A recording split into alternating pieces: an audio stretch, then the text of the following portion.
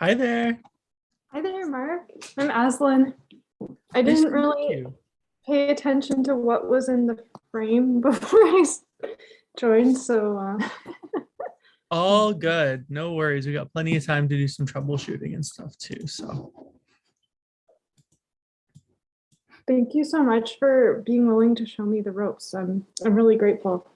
oh, my pleasure. Thank you so much for volunteering. Yeah, it should be pretty straightforward for the most part. The webinar does a lot of the work itself because we don't have to worry about people jumping on and commenting or anything like that. As far as so what I'll do actually right now is make you a co-host. That way you can see kind of all of the controls that you'll have available. So there'll be a bunch of things that pop up at the bottom of the screen.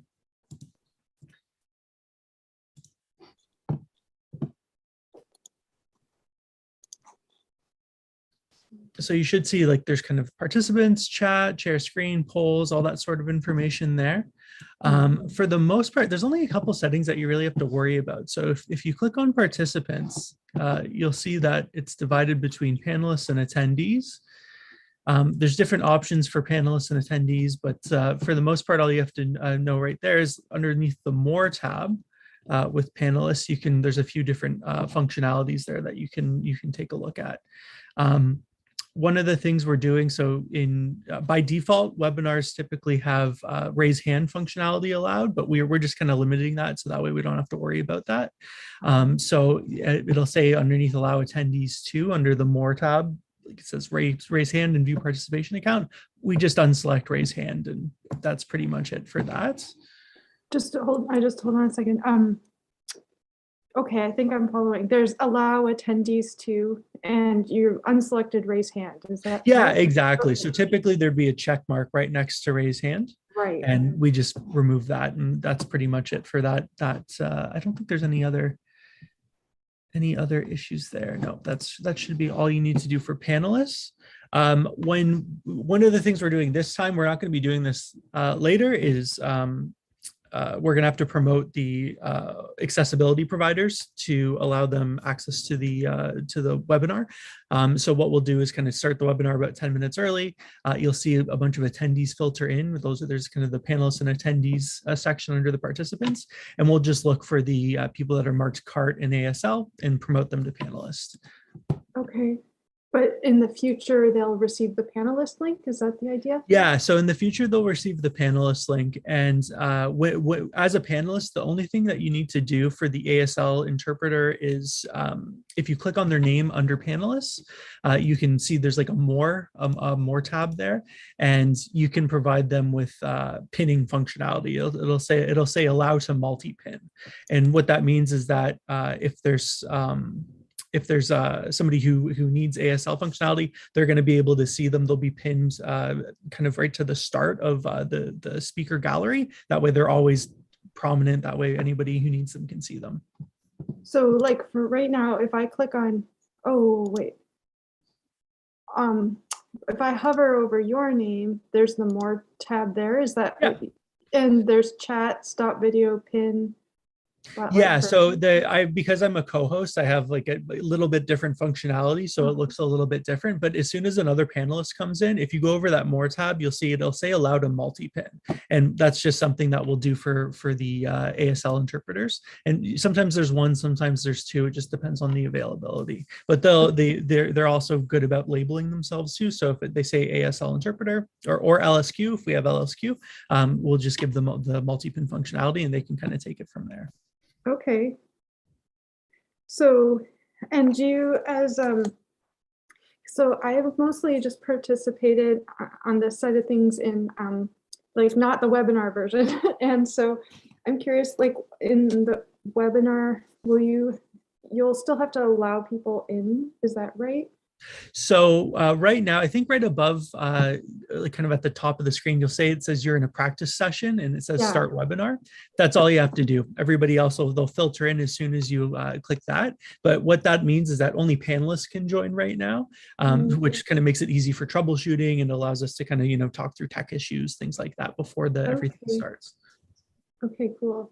Yeah, so you'll just have to click start webinar. That's pretty much it. The one other thing for attendees, so if you look at the chat functionality at the bottom there, it says chat. And if you click on that, there'll be a little icon or a little box that pops up. It says type message here right at the bottom right, kind of same thing as you would see in a Zoom meeting. But there's those three dots there. And underneath those three dots, you can control who attendees can chat with. By default, it's everybody, but what we're going to do is set it up so that it's nobody. So that way we just aren't getting spammed with a bunch of messages.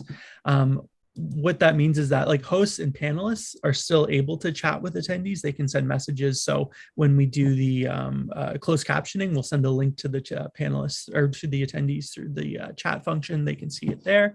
But yeah, it'll just cut down on anybody who might want to, send a bunch of spam messages, stuff like that. Yeah. Okay, so yeah, I'm just making notes because that's how I'm gonna. Of course, yeah, and ask as many questions as you need. Like I'm happy to walk through any of these pieces. So I just realized I can also do screenshots, so I just did that for the. Oh, you can do screenshots. Yeah, for sure. Yeah. So, so the main things are uncheck. Oh, that was to remind me to come here. Uncheck the raise hand for attendees. For interpreters, ensuring they have the allow to multi-pin checked. The chat, I haven't written that part down yet, but then when you press start webinar, oh yeah, if someone joins late, will they automatically come to the webinar? You don't have to let them into the room. Is that right? Yeah, that's right. So they'll be able to just be admitted right away. You don't have to worry about anything for letting people in. Like that just happens automatically. And then when the webinar is going, like, if we put our videos off, then we're not on the screen. Is that how it works? Yeah, that's correct. So it's kind of like in a Zoom meeting. If you turn off your video, you'll be kind of deprioritized. So when the webinar goes on as tech, we don't really need to be on. So we can just kind of turn off our video and our microphones and let everybody else do their thing. Yeah. So that's pretty much it for those kind of options. The one other option is, so we're going to be live streaming this to the Disability Filibuster website. And right now, if you see in the top left corner, it says that we're live on YouTube.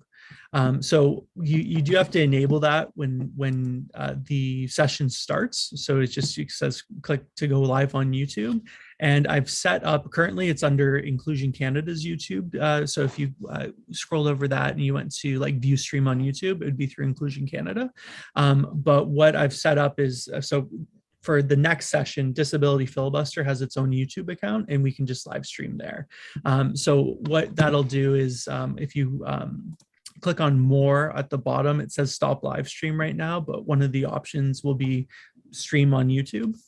Where is that? Right along the kind of main control panel there, next to interpretation, it says more. So if you click on that right now, it just says stop live stream. I'm not seeing that. Sorry. Oh, you're not seeing it? So maybe that's just the host functionality. So when you're the primary host for this, you'll likely be able to see it. And what we can do actually is set up another webinar just so that you can kind of walk through the functionality there. And kind of if you have any questions, we can go through like a test webinar if that works. Okay, that would be good. Yeah. Yeah, for sure. So yeah, I'm not going to be here on Sunday, unfortunately, but yeah, tomorrow we can set something up and just kind of go through everything and just kind of go through each of the functionalities. Okay. Yeah, so but I want to make sure I was following the live on YouTube. You'll click that red button for it to start. Yeah, so you'll click that red button to start there. Hi, Catherine. How's it going? Hi, Catherine. So you'll click that button to start. What it'll do is prompt you to log into YouTube. So I'll provide you with the YouTube credentials for the Disability Filibuster, and that way it'll stream right to the Disability Filibuster site. Okay, great. Hi, you guys. Hey there, how's it going? Great. Don't let us interrupt. Just carry on and do your thing. But it's great to see you both. Yeah, great to see you too. No worries. Yeah, we're just talking through some of the functionality for the webinars here, but I think everything's going well so far. All right. Yeah. And our beautiful co-host is about to join us. Hello. Hello. Catherine, how are you? Hi. Hey, my friend, I'm fine. Oh, it's wonderful to see you. I'm so excited and very nervous. And have you met Aslan or Mark? Aslan, it's nice to meet you. Mark, it's very nice to meet you too. This is my first time. I hope it's not the last. It won't be. Nice to meet you Excellent. too. Aslan and Mark can both vouch for the fact that we never get our claws out of you on the filibuster. Excellent. You got me. I'm gonna make a quick cup of tea before things get going, so I will be right back. I'll see you in a second. Sounds good. Yep, I'm going to review my notes, so I'm going to go quiet too. Sounds good. All right, but yeah, besides that YouTube functionality, that's pretty much it. The big piece is just making sure that the closed captioning is working, interpretation or in ASL is working rather. Yeah, I think those are the kind of the big pieces. And is there anything you especially have to do to set up the cart? So for cart, if you look at closed captioning, so there's like a closed caption button right along the bottom there. And if you click that, it'll say assign a participant to type, I will type, or copy the API token. Okay, it's not there for me, unfortunately. Okay, so this is like a host a host option. Okay, so what we'll do is go through and yeah, we'll make you the primary host at one point, and you can take a look. But yeah, there's these three options there. I'm not too sure I know that depending on what service we use, they might want you to go to a different website where the captions come up on the website and it just streams there. But a lot of times we're able to embed those as well. So when you click that closed caption functionality, there's a section that says use a third-party CC service and a button that says copy the API token. And typically what happens is the interpreter or the cart captioner will ask for the API token. So you'll just copy and paste that to them and send it to them in chat. And that'll allow them to embed captions into the webinar. Okay. And then alternatively, if that doesn't work, it's not really too big of a deal because they're going to be doing that onto their own service as well. Sometimes it's called stream text. Sometimes they use different ones, but there'll be a link that we'll post there. So one of the things that you'll have to do is, yeah, just post that link into the chat once everybody starts. And that will allow people to access the captioning service there. And is it, because I know sometimes, oh shoot, what was I gonna say? Like when you're in the webinar and you join late, you can't see the chat, like what was pasted there before. So is it something that you have to paste periodically or? No, for the most part. So with webinars, typically the chat is always there, especially if it's messages from the host, they'll just kind of stay there. And for the somebody who's viewing it, though the closed caption button is pretty prominent as well. What we can do during like kind of the test webinar is I'll just show you kind of like you can look at it from an attendee view, host view. That way you'll be able to see kind of what the attendees are seeing as well. Yeah, it's pretty the process is pretty seamless at this point, or at this point at least.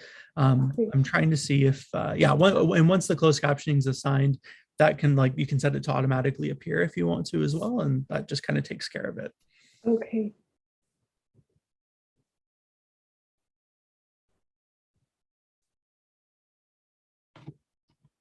Thank you. No problem. But yeah, if you have any questions, just let me know and we can set up a time tomorrow to go through everything and just kind of do a test webinar if you're free. Yeah. I have a couple of meetings, but also the rest of the day is really flexible. So. Okay, perfect. Yeah, if there's something that works best for you, I have meetings kind of from 2 to 3:30-ish tomorrow, so Eastern time, so it'd be I think 3 to 4:30-ish your time, but anytime before that I'm free as well, or after that. Okay, yeah, I could do after that, or but between 11 and 2 Atlantic, so 10 and 1 Eastern. Perfect. Why don't we set something up for 10? That way we just kind of get it done. Wait. Sorry, no. I did. Oh, sorry. No. I have a meeting at 10. Yeah, that's right. I have a meeting at 10 Eastern. But I should be done probably by 11. Yeah. So 11, we but can I do can 11. Do you also- want to do 11:30? Sure, yes. Sounds good. So why don't I'll get that on the books here. Thank you. So I'll just send you an invite, and I'll fill in the information after the meeting here when I can set up the Zoom webinar. Sounds great. Thank you so much, Mark. No problem.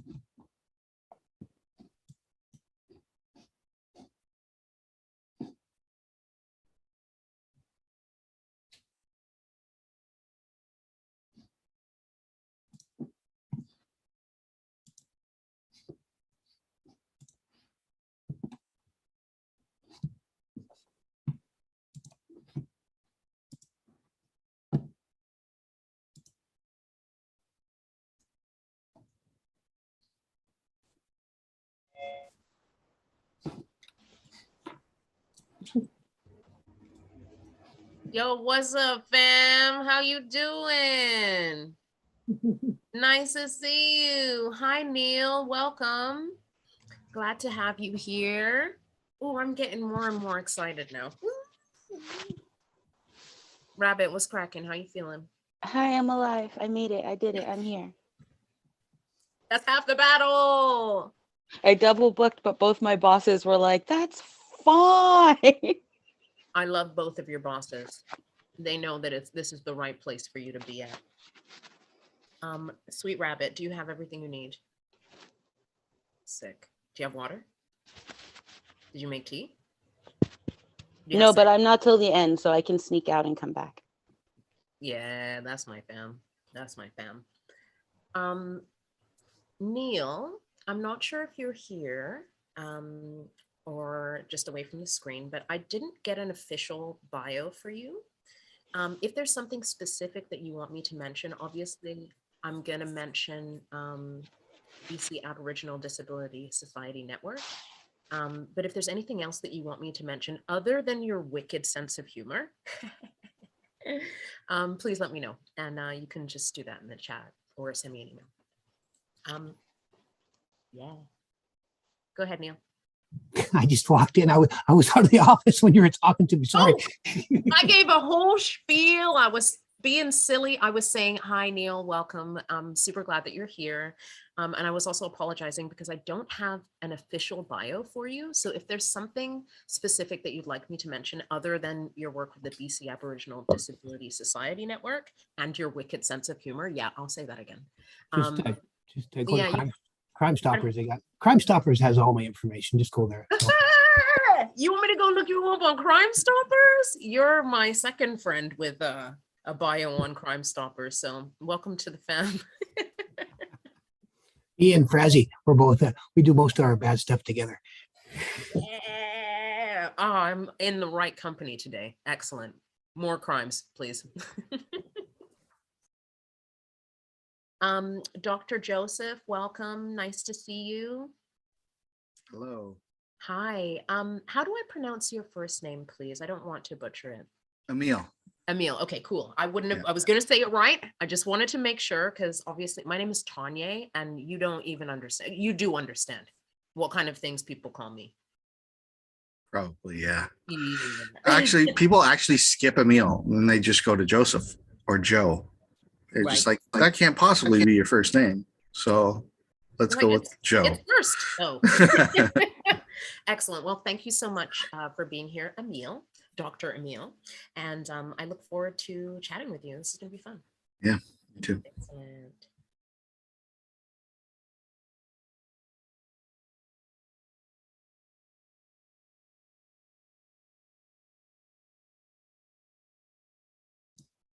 So I'm just going to set this up to record. Don't worry, anything we say beforehand, I'm going to cut out anyways, so no big deal. Yeah, in case you get a notification, that's what's going on.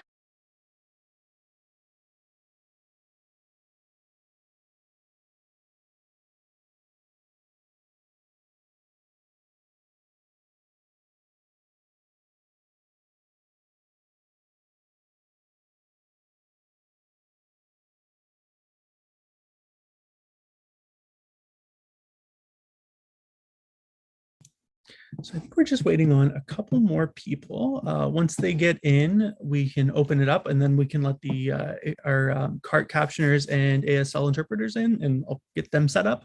But at that point, we'll be live, so attendees might be cycling in. So we'll just let them know, we're still kind of setting up. We're going to start at 4, but we can just go from there. Thank you so much.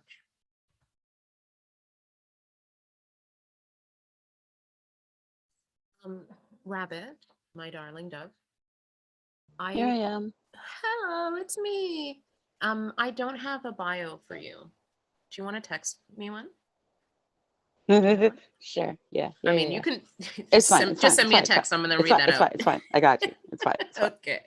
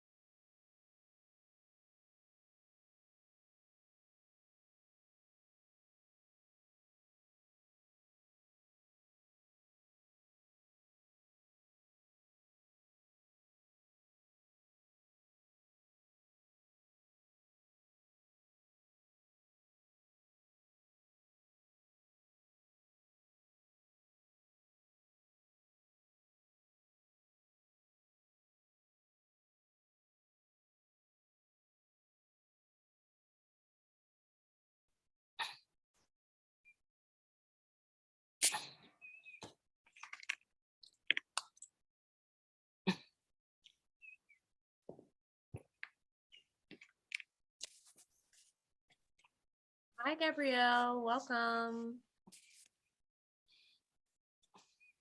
Hi. Hi. How are you doing? I'm doing great. I was just telling folks that I'm feeling super nervous and excited. I'm glad you're here.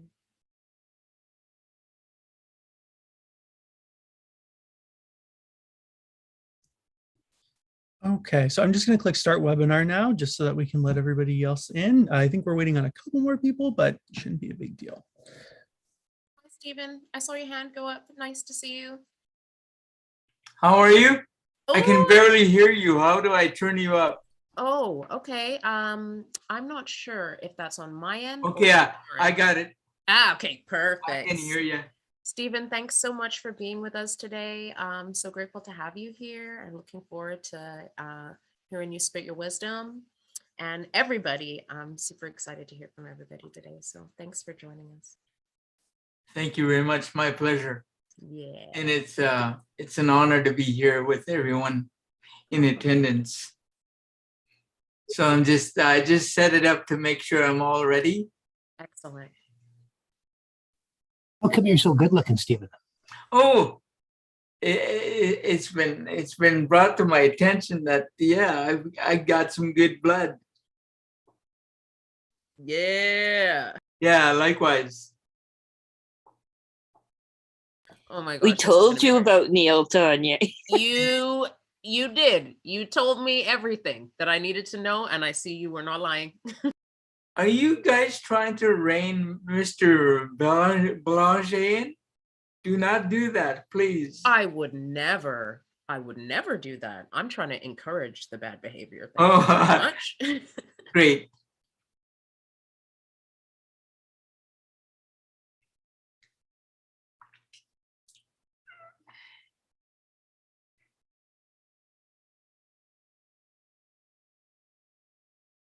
Can you hear me on my end, Tanya?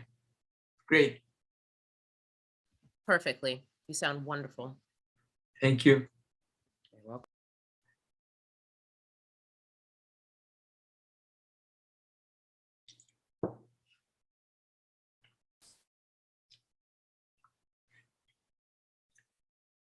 How many aboard today, Tanya? Tanya? I'm sorry, say Tanya? again? How many aboard today throughout Canada? The last I heard, there were 85 people signed up, but maybe Gabrielle or Catherine have an update on that. Last I checked, it was 100 and I think 27. I'll go check again. That's amazing. That's a pop-in Tuesday afternoon. Not bad. Not bad.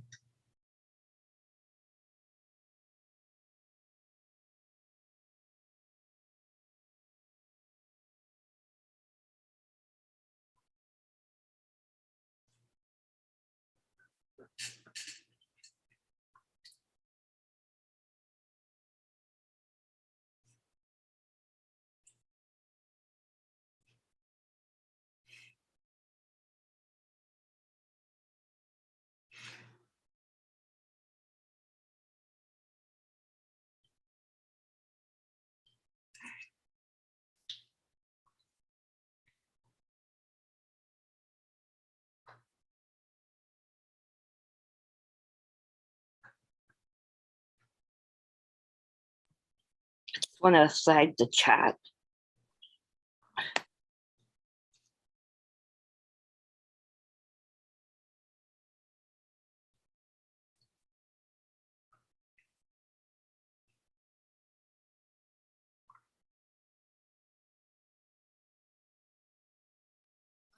Welcome, Shelby. Welcome, Jordan. Nice to see you. And thanks for putting your names into your little spot so I can shout you out personally. Appreciate that. Yes. Hi, nice to meet you. Nice to meet you too.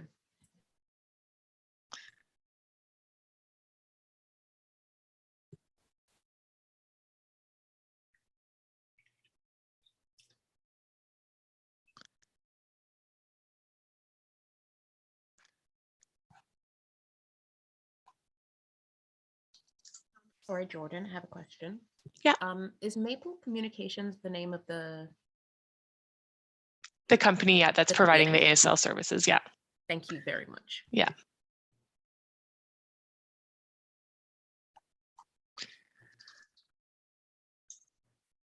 So Jordan, may I ask where are you based out of? I'm from Winnipeg, Manitoba. Okay, great. Yeah. How is it there?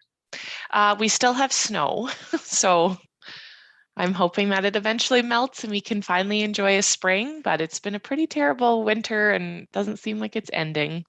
So you have all weathered the storm. Yes, yeah, we're past the storm, which is good. So some of it's melting. So in my parking lot, there's snow, ice, and water, all three in one. Wow. So yeah, just have to be patient. Awesome. Yeah. Well, welcome aboard. Thank you very much.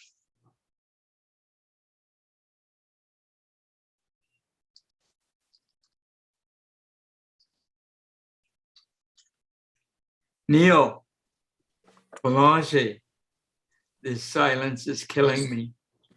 I can't say it. You're my boss, and if I say anything bad, I have to check myself. I think you should do it anyway. Don't let him just don't let him check you live. Yeah. Yo, this is gonna be fun. Oh, hi, Shelby. Nice to see your face. Welcome. Hi. Yes, thanks. Thanks for making me a panelist on here. It's just easier for me to have my video over here and then over here. I had nothing to do with that. I have Whoever no did. control. Thank you so much. No problem. No problem.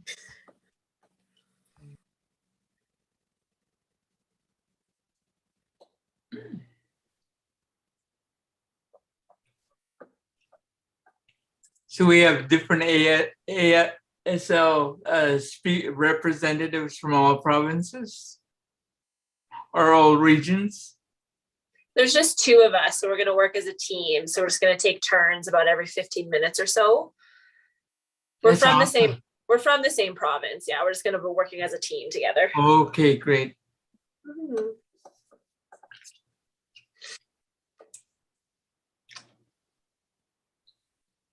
Thanks for repping the prairies. Of course. What would you best?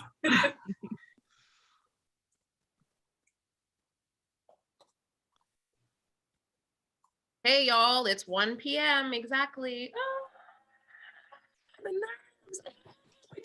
Yeah, okay, I'm good.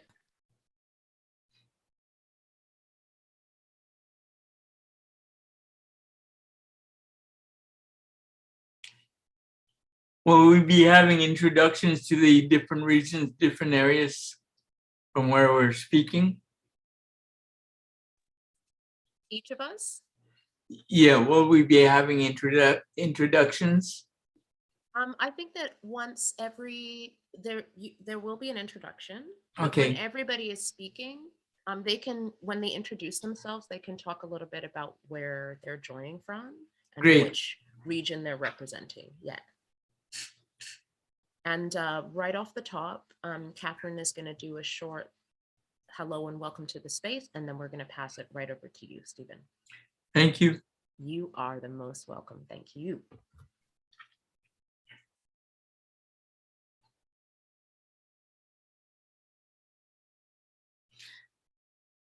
So Neil, if I have trouble, get on my case, okay? I will. I'll get on you. How come that wasn't an open invitation, Stephen? It's an open invitation. You guys make sure I get to stay on course. Okay, you got it.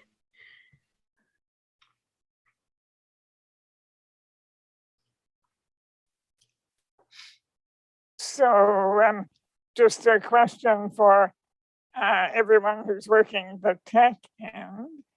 Are we all set to go with captions? I can see ASL is good. I believe so. We're just figuring out the captioning. I just sent over the API token. So as soon as we figure that piece out, we should be good to go. Okay. I'll wait for a signal.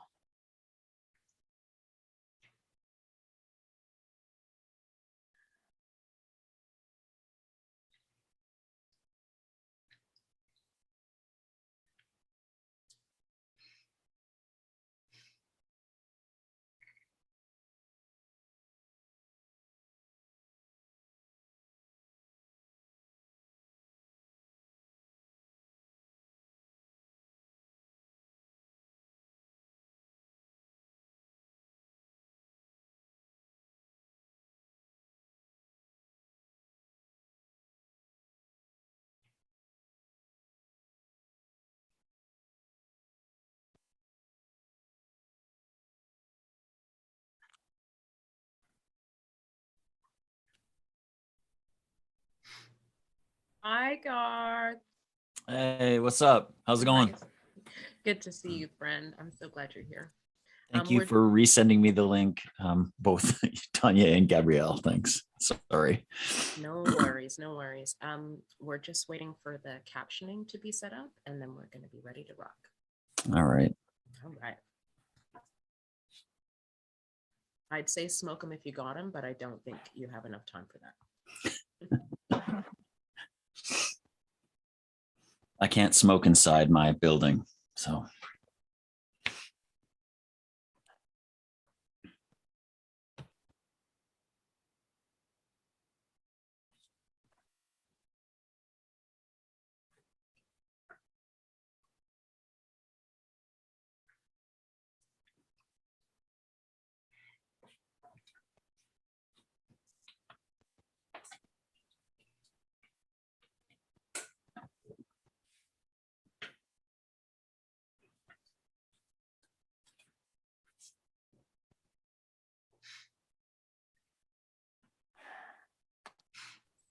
Okay, so if our webinar guests are following the startup drama here, we're just having a bit of a technical glitch. That's a signature filibuster move.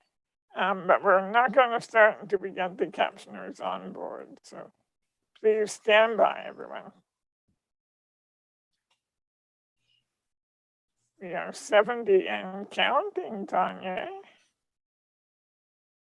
See the numbers keep ticking up, and I'm like, ah, exciting. Would it be good for Catherine maybe to sing a bit until we get the captioning up? I mean, Well, that might bring the numbers down, Neil. I don't know. I think you should go for it.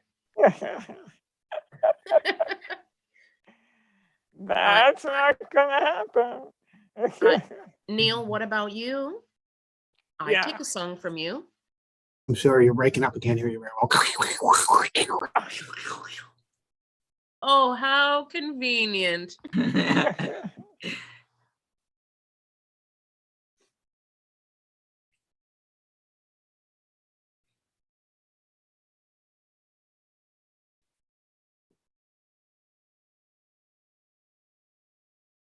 Just for the people who have just joined us, we're waiting for a little technological sort out on the captioning, but we will start up as soon as we're given the green light.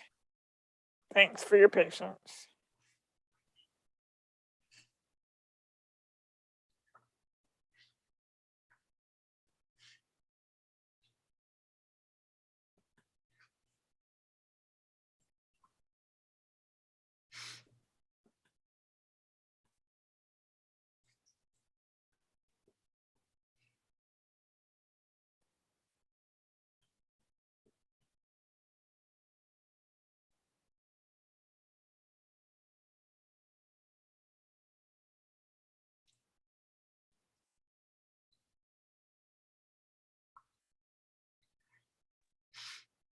While we're taking this little moment, maybe I'll throw in some little tidbits that might be useful for folks. So if you are an attendee, you've probably noticed that the chat function is not accessible in this webinar format. So if you would like to share something, or if you need tech support, please feel free to contact us using the chat or the Q&A function. If you have questions for any of the panelists, you can also put your questions in the Q&A. And if that does not work for you, you can also send an email to the Disability Filibuster. Hang on, I've got to find the email so I don't steer you wrong. It's Disability Filibuster. That's DISABLIFILIBUSTER1@gmail.com. We can answer any questions or provide, thank you so much for dropping that in there. We can provide any tech support through that email as well. So just flagging that, you will not be able to use the Q&A. Thank you. Or sorry, the chat function. Thank you.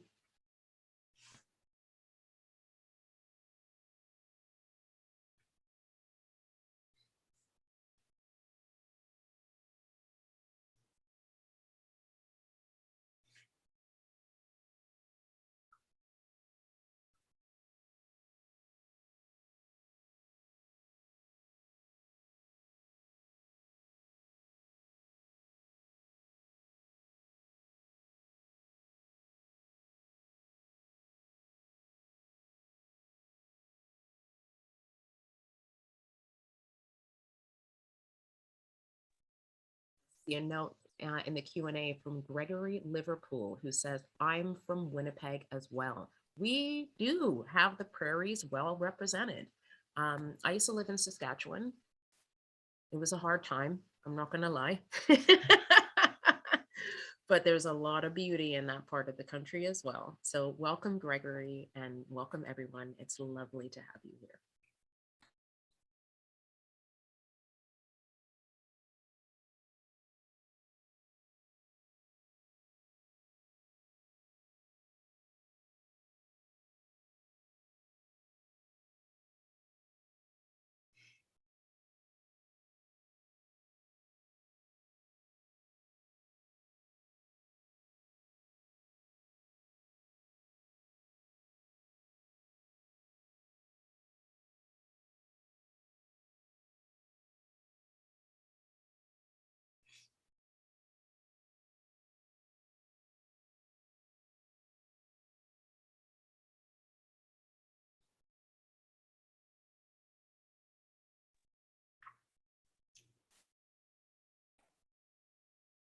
Oh, we got another Winnipegger in the house.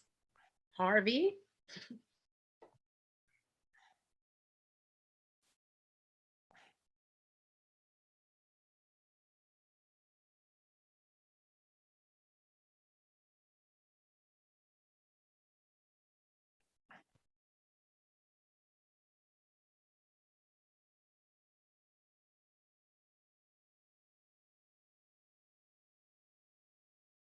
So did I see a text from our tech people? It went by too quickly and now I can't seem to recover it. What was Yeah, that? so Thank you. sorry, Catherine. Yeah, the captions are available on a separate website called Caption Text. It's kind of separate from the Zoom. While we try to figure out what's going on with Zoom, you can still get the closed captions there. So if you select the link that we've put in the chat box, you're going to be able to see the captions right there. Okay, and everybody will be able to see that link, Mark? Yeah, absolutely. I sent that to everybody so all attendees can see it. If anyone's having any trouble, feel free to say something in the Q&A functionality or send me an email and I'll be happy to work with them to set that up. Okay, all right, we will proceed on faith then. Tanya, are we ready to roll? All right, 72 folks who have been very patient. Good afternoon and welcome to the re-emergence of the disability filibuster. My name is Catherine Fuzzy. I am one of your two grievous and irremediable hosts this afternoon. And my first honor is to introduce and welcome Stephen Litton from the Litton First Nation to open this space and share with us some of his wisdom. Stephen, so you know, is the chair of the board of the British Columbia Aboriginal Network on Disability Society. He is a residential school survivor, as well as being an accomplished writer, actor, and public speaker. Stephen, you have our respect and our attention. Over to you. Thank you very much. Good afternoon and welcome everyone. I'm very honored to be a part of this filibuster today and continue going forward as we address the issues of concern today. My name is Stephen Litton and I am a member of the Nikamin Indian Band within the Untitled First Nations. I'm also the board president of British Columbia Aboriginal Network on Disability Society. I am a residential school survivor. I am an advocate, I am an actor, and I am a First Nations man who has a disability. Before I continue, I would like to recognize the unceded territories of the Musqueam, Squamish, and the Tsleil-Waututh nations, on whose territories I am proud to live, work, and play. I would also like to recognize and thank the peoples and their territories that each of you are calling in from today. Recognizing Indigenous territories is something that we see often in today's meetings, ceremonies, and gatherings. It's important to remember that the territorial acknowledgements are not just a box to be checked or to be politically correct. Acknowledging territories shows our gratitude to those who reside there and to honor and respect the Indigenous peoples who have lived and protected these lands since time immemorial. They are used to help to forge relationships and to move forward the healing and righting the wrongs and injustices. of colonization and its devastating impact on the indigenous peoples and our relationships with our lands.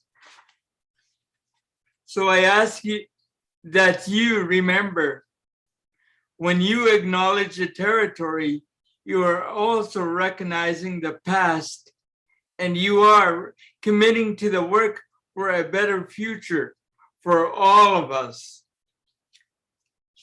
I am pleased, I am very pleased to be able to be here with you and open this second disability filibuster. However, not so pleased as to why it is necessary that we are here. I spent 16 years in residential school because the government of the day deemed I was deficient as a person.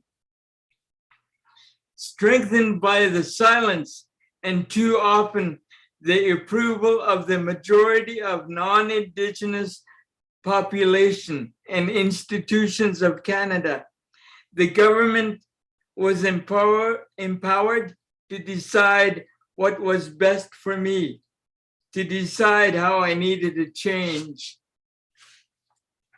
and how they would make me more acceptable as a person. I was never asked, none of us were. And those who cried for help, for justice, and for respect were ignored. We were in the government's eyes something they could never imagine being or ever wanting to be. We are Indigenous. Today, Bill C-7, medical assistance in dying, brings the perspective and that attitude to the forefront once again, but this time for persons with disabilities. Through the implementation of Bill of C-7, the government has portrayed persons with disabilities as barriers, living non-contributing lives of the unimaginable, suffering physically, mentally, and spiritually. No rational person would want to be us. No one would want to be like us. We are a drain on society. We are to be pitied, patronized, and spoken for. We don't know what we need. How could we? We are, after all disabled. We are told death is a release. It's a gift. We should be thankful, not angry. Thankful for a state-assisted death. Thankful for the support to die. We need to forget about the lack of state support necessary to help us live the lives we are entitled to. We need to be grateful. We need to be quiet. But you and I know the truth. We know that it is the systems and the environments that disable us. It's the attitudes towards disability. It's being forced to live in poverty. It's the lack of relevant and adequate programs, services, housing, and the list continues. Offering people with disabilities death before ensuring they have all the supports necessary for a good life is not progressive. It's not forward thinking. It is ableism. It is the state-sponsored eugenics. But I have hope. I have hope because of people like you, people with disabilities and our allies. When governments and the public turn away, you turn up. When they try to take our voice, you take it back. It's always been that way, and it will always be. We are all valuable, each and every one of us. And we are also important. Your passion, work, and your commitment to what we all know to be right defines you. Contrary to what some might say and think, disabled people are not to be pitied, and we will not go gently into the good night. We are a force to be reckoned with, and for those who think elsewise, they should be prepared for their disappointment. Before considering MAID, if at all, we must explore all avenues, pain relief options, improve extended care and facilities, help for the caregivers to lessen the burden. Thank you all my relations.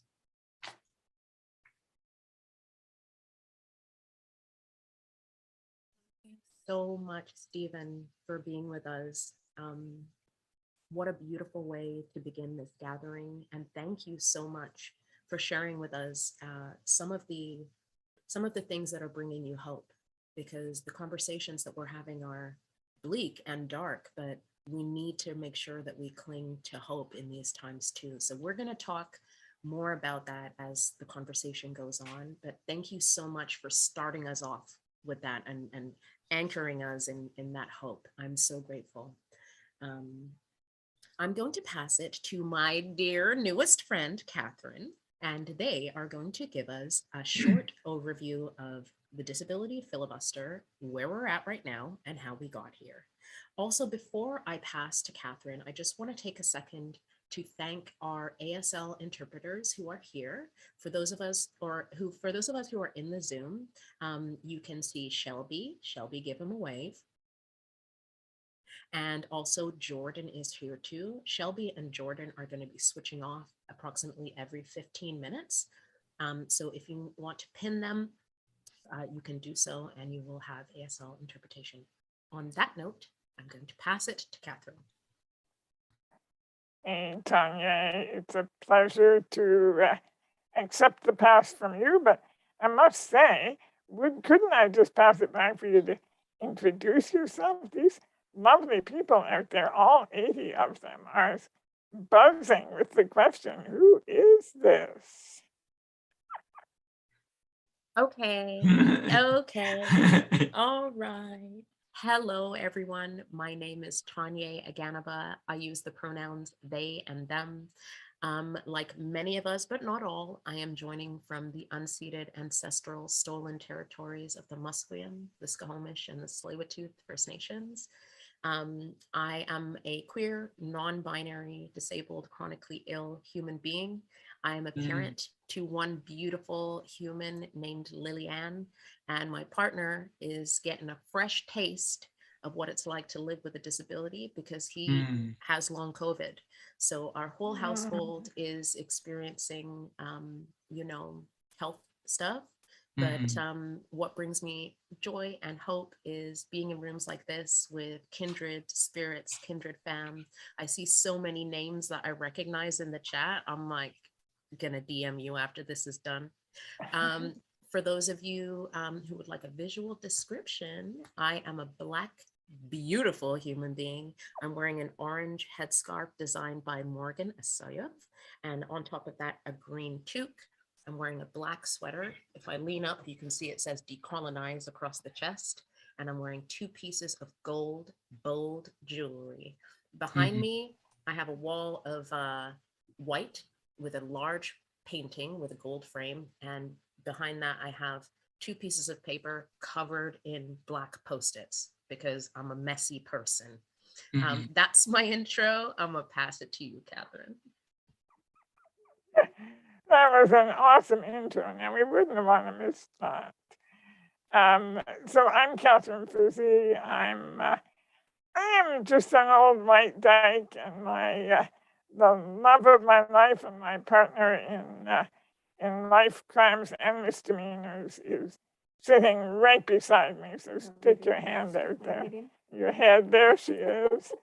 All right, and we are in Mi'kma'ki, the ancestral unceded territory of the Mi'kmaq people, where we live in constant awe of the beauty and the responsibilities of stewardship and peace.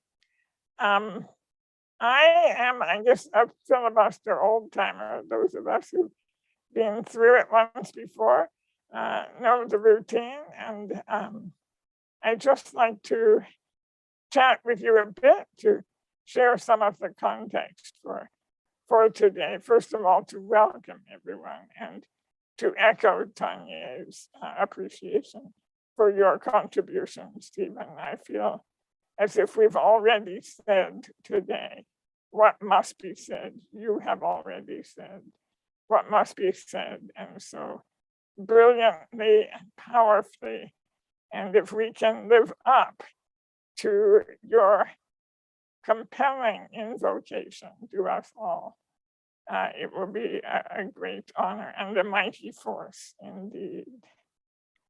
So welcome everyone, all 80 of you now, to Canada's spectacular uprising of disability resistance to the proposition, which now is entrenched in law, that disability somehow is an exception to the rule of equal dignity and equal rights.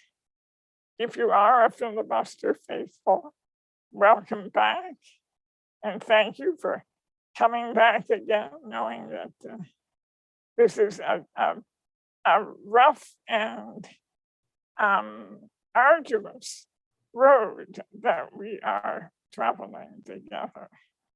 If you are a filibuster newcomer, welcome aboard. I think all that you need to know about us, for starters, is that this is a CRIP space. It is a space in which our unruly bodies and minds, our pain, our rage, our trauma, our art, our humor, and our fierce pride and love for each other, all of this is part of the package, and all of it is respected and embraced. This is a space for learning, for reparations, for creativity, and for mutual care. It is a space for building solidarity across every axis of oppression. And it is a space at this time in Canadian history where we come together, as Stephen has so beautifully articulated, in defiant objection to the expansion of laws that authorize the killing of disabled people and claim it to be a reasonable and compassionate response to our suffering. We all know that it is not. We are here again, and we have chosen this time to return because that great gaslighting of made expansion is underway again in the land. You've read perhaps the background to our disability filibuster 2022. It has to do with the establishment of a special joint committee of the Senate and the House of Commons. That committee is going to hold so-called public hearings to which they will invite only a selected few. They will permit no one to speak for more than 5 minutes.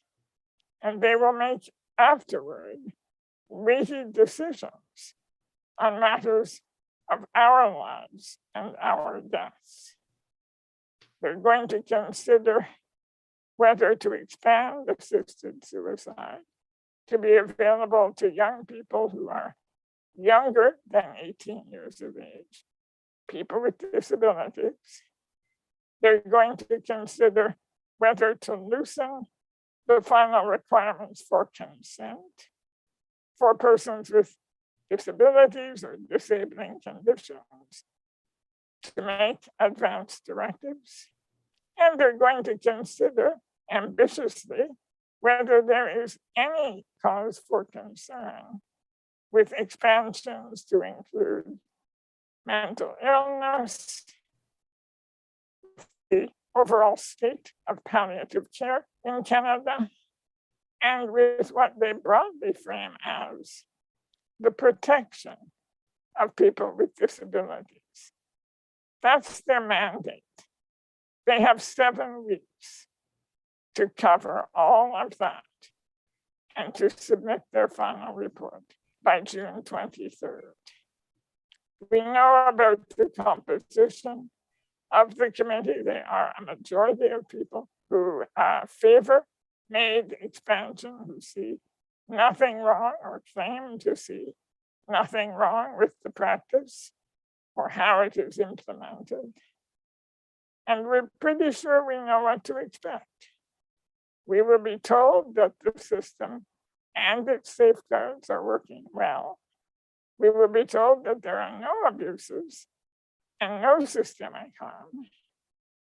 And we will be told that what they characterize as our fears, in scare quotes, during the or throughout the 2021 filibuster, that those were clearly without foundation. So because there is no room, it seems, for us at their table, no opportunity to influence their agenda or to challenge their anti-disability bias, we're here once again. Whether or not the committee will listen, and we hope that they will, we will speak out. We will speak out today and next week and the week after for the duration of their work.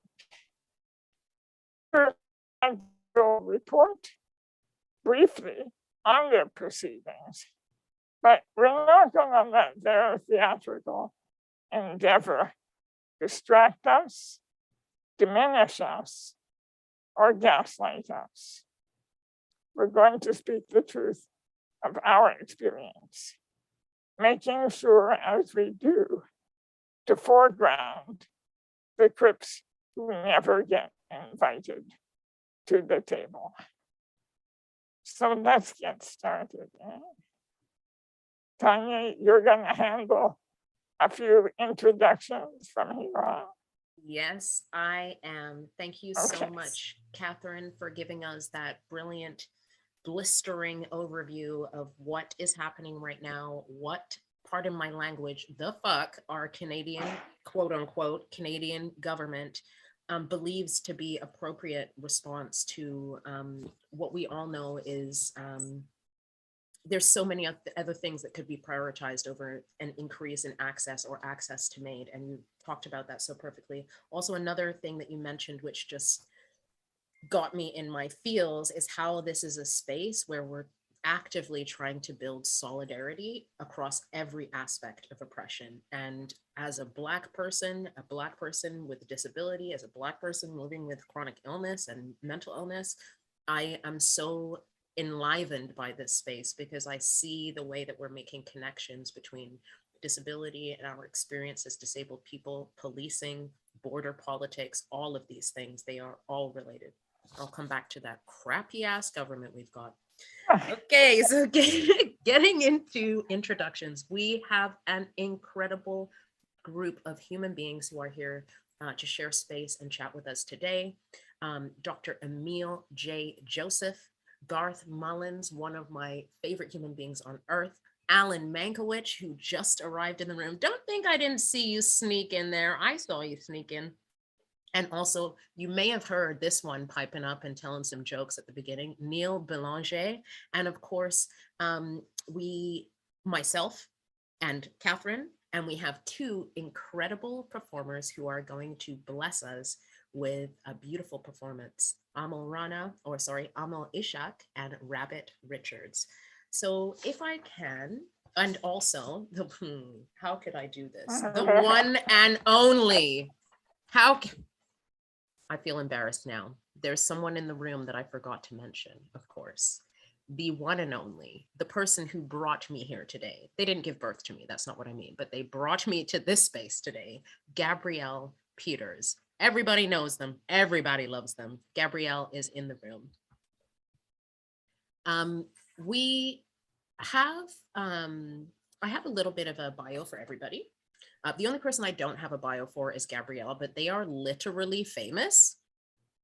So I'm not really sure. So Neil Belanger. Neil is the person who runs the BC Aboriginal Disability Society Network. He has a wicked sense of humor, which we already saw today. An incredible person, skilled in policy and the workings of the political machine. We've seen him moving stealthily, and he is committed to the issue of stopping the advance of medicine, law, and policing in their dangerous ways, particularly with respect to Indigenous people. You can learn more about Neil and the work that he does by checking out the BC Aboriginal Disability Society Network. Next up, Garth Mullins. Garth is all over town, but one of the places where you would know him from is Crackdown Podcast, one of my favorites. Garth is a journalist and radio documentary producer who focuses on the decriminalization of drugs, issues of race, class, environment, capitalism, colonialism, and oppression. Please, please, please check out that podcast if you haven't yet. Dr. Emil Joseph works with contributions from perspectives of critical mental health, post-colonial theory, critical race theory, and critical disability studies to study the production of ideas about difference, normalcy, sexuality, eugenics, race, ability, and mental illness. Finally, Alan Mankiewicz has a wide range of experience developing policy and programs in the public and nonprofit sectors, and has served on several advisory committees and boards of directors.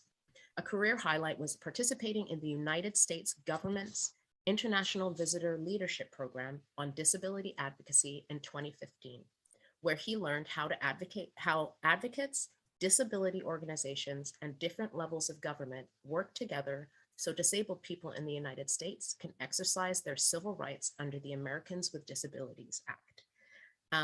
Alan is also a graduate of the University of Winnipeg and Red River College. Another Winnipegger? Nice to see you, Alan. I see you waving there. Thank you so much. Gabrielle, I don't have a bio for you, and I don't want to introduce you. So I'm wondering if you want to pop in and say hello.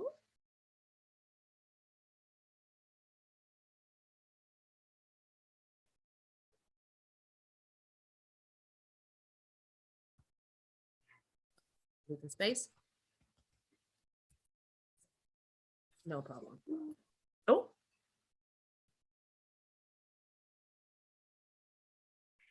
Okay. So now that I have introduced who is going to be on this panel, I just want to take a quick moment to make sure that folks have access to the ASL interpreters. Jordan is up right now. A reminder to our panelists, please, if you can, let's remember not to avoid as much jargon as possible. And if you are going to use it, let's explain it and try to speak in plain language. And this is a note for myself, but also a note for everyone. Let's try to speak slowly enough so that the ASL interpreters can catch what we're saying, and also the live captioners. P.S. Live captioner, you're a saint. I've tried to do that before and it's very hard.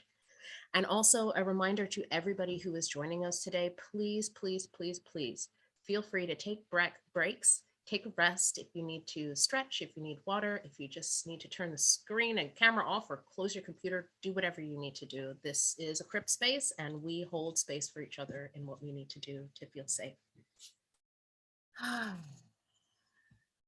Okay. At this time, I would like to read a statement from Gabrielle Peters. Just 1 second here, I have to open up another screen.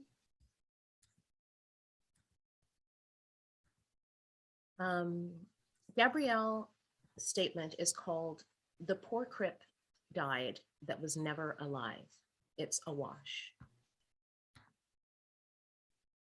You don't know when we die. The only people who notice are the ones who have to zip up the bag, transport it, open it up, and put us in a pile. I don't know what happened to my friends. The one who called the fire department to rescue me when he heard my screams. My best bud. He and his boyfriend liked to drink, but when he heard ghosts of men and alcohol haunted me, he would abstain before visiting me. I never asked him to. He also watched out the window of our social housing building as an ambulance took me to hospital during an asthma attack. And after that, he began smoking outside. He would shower and put on fresh clothes before coming into my apartment. I never asked him to.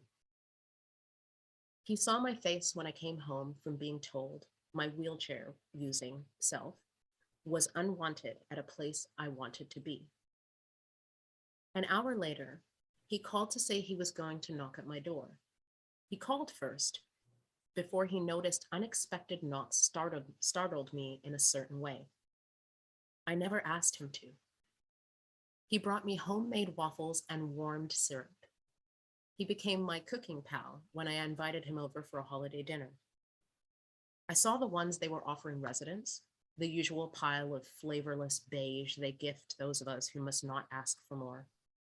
I asked people from my past whose thread of connection to my current life as a poor crip hung on via Christmas gifts to buy me ingredients instead, the good ones. In future years, these events turned into potlucks. Each poor neighbor would buy one precious piece of produce from Whole Foods or a piece of cheese from a shop we would normally never venture into.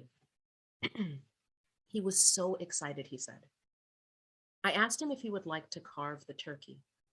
He just seemed like the kind of person who would.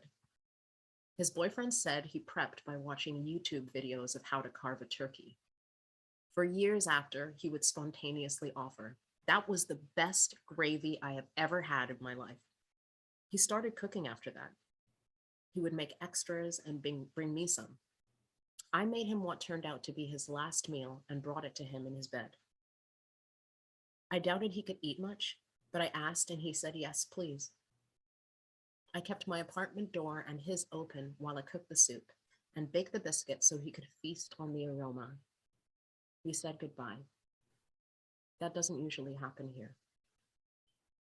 Or the one who gave me his phone number the day I moved in, a quiet man full of style and a sweet cat. He had a relative who promised to take the cat, but when he died, she told us she planned to put it down. So my neighbor, in her 350 square feet with her adult daughter and 2 dogs, took in the cat.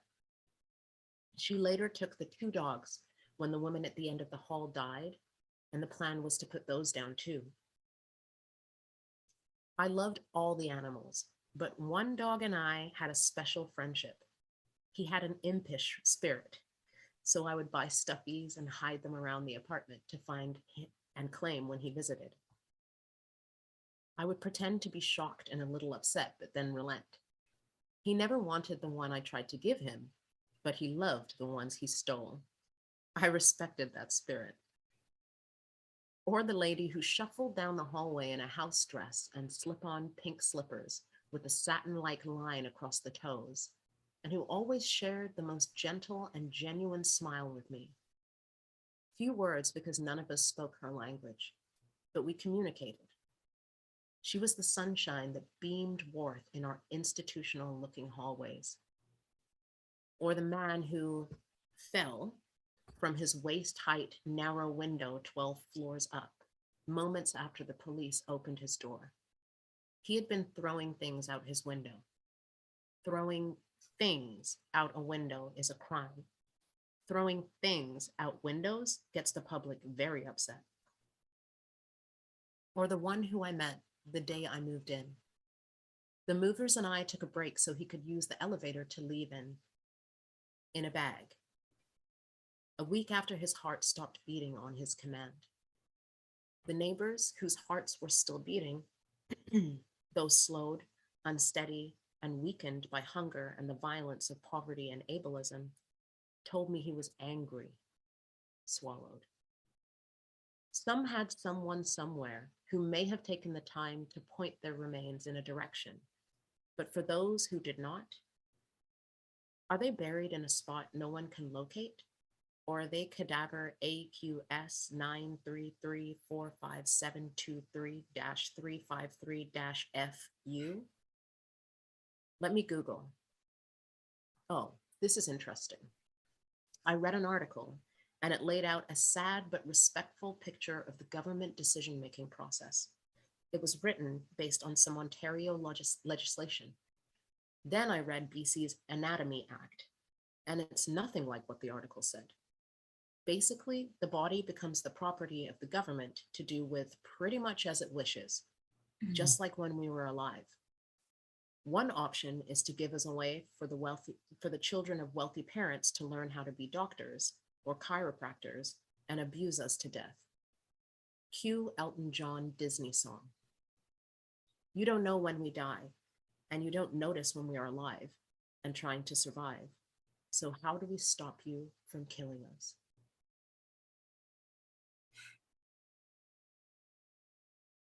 Thank you so much, Gabrielle, for sharing your words with us. And thank you so much for allowing me to read them.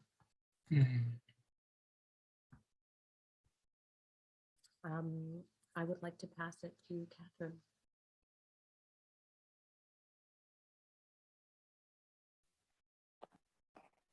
Okay, yeah, thank you. How do we make you stop killing us? That's sort of a good question, perhaps even to begin with, not just to end Gabrielle's piece with. So maybe it's time, Tanya, to open things up to our guests and hear what they have to say. What is provoked for you by Stephen's opening and by Gabrielle's very haunting reminder of the ways in which people are forced to live and die? Or are there other questions that you want to add to the mix? This is an open time. So who would like to go first? Let's be democratic about this.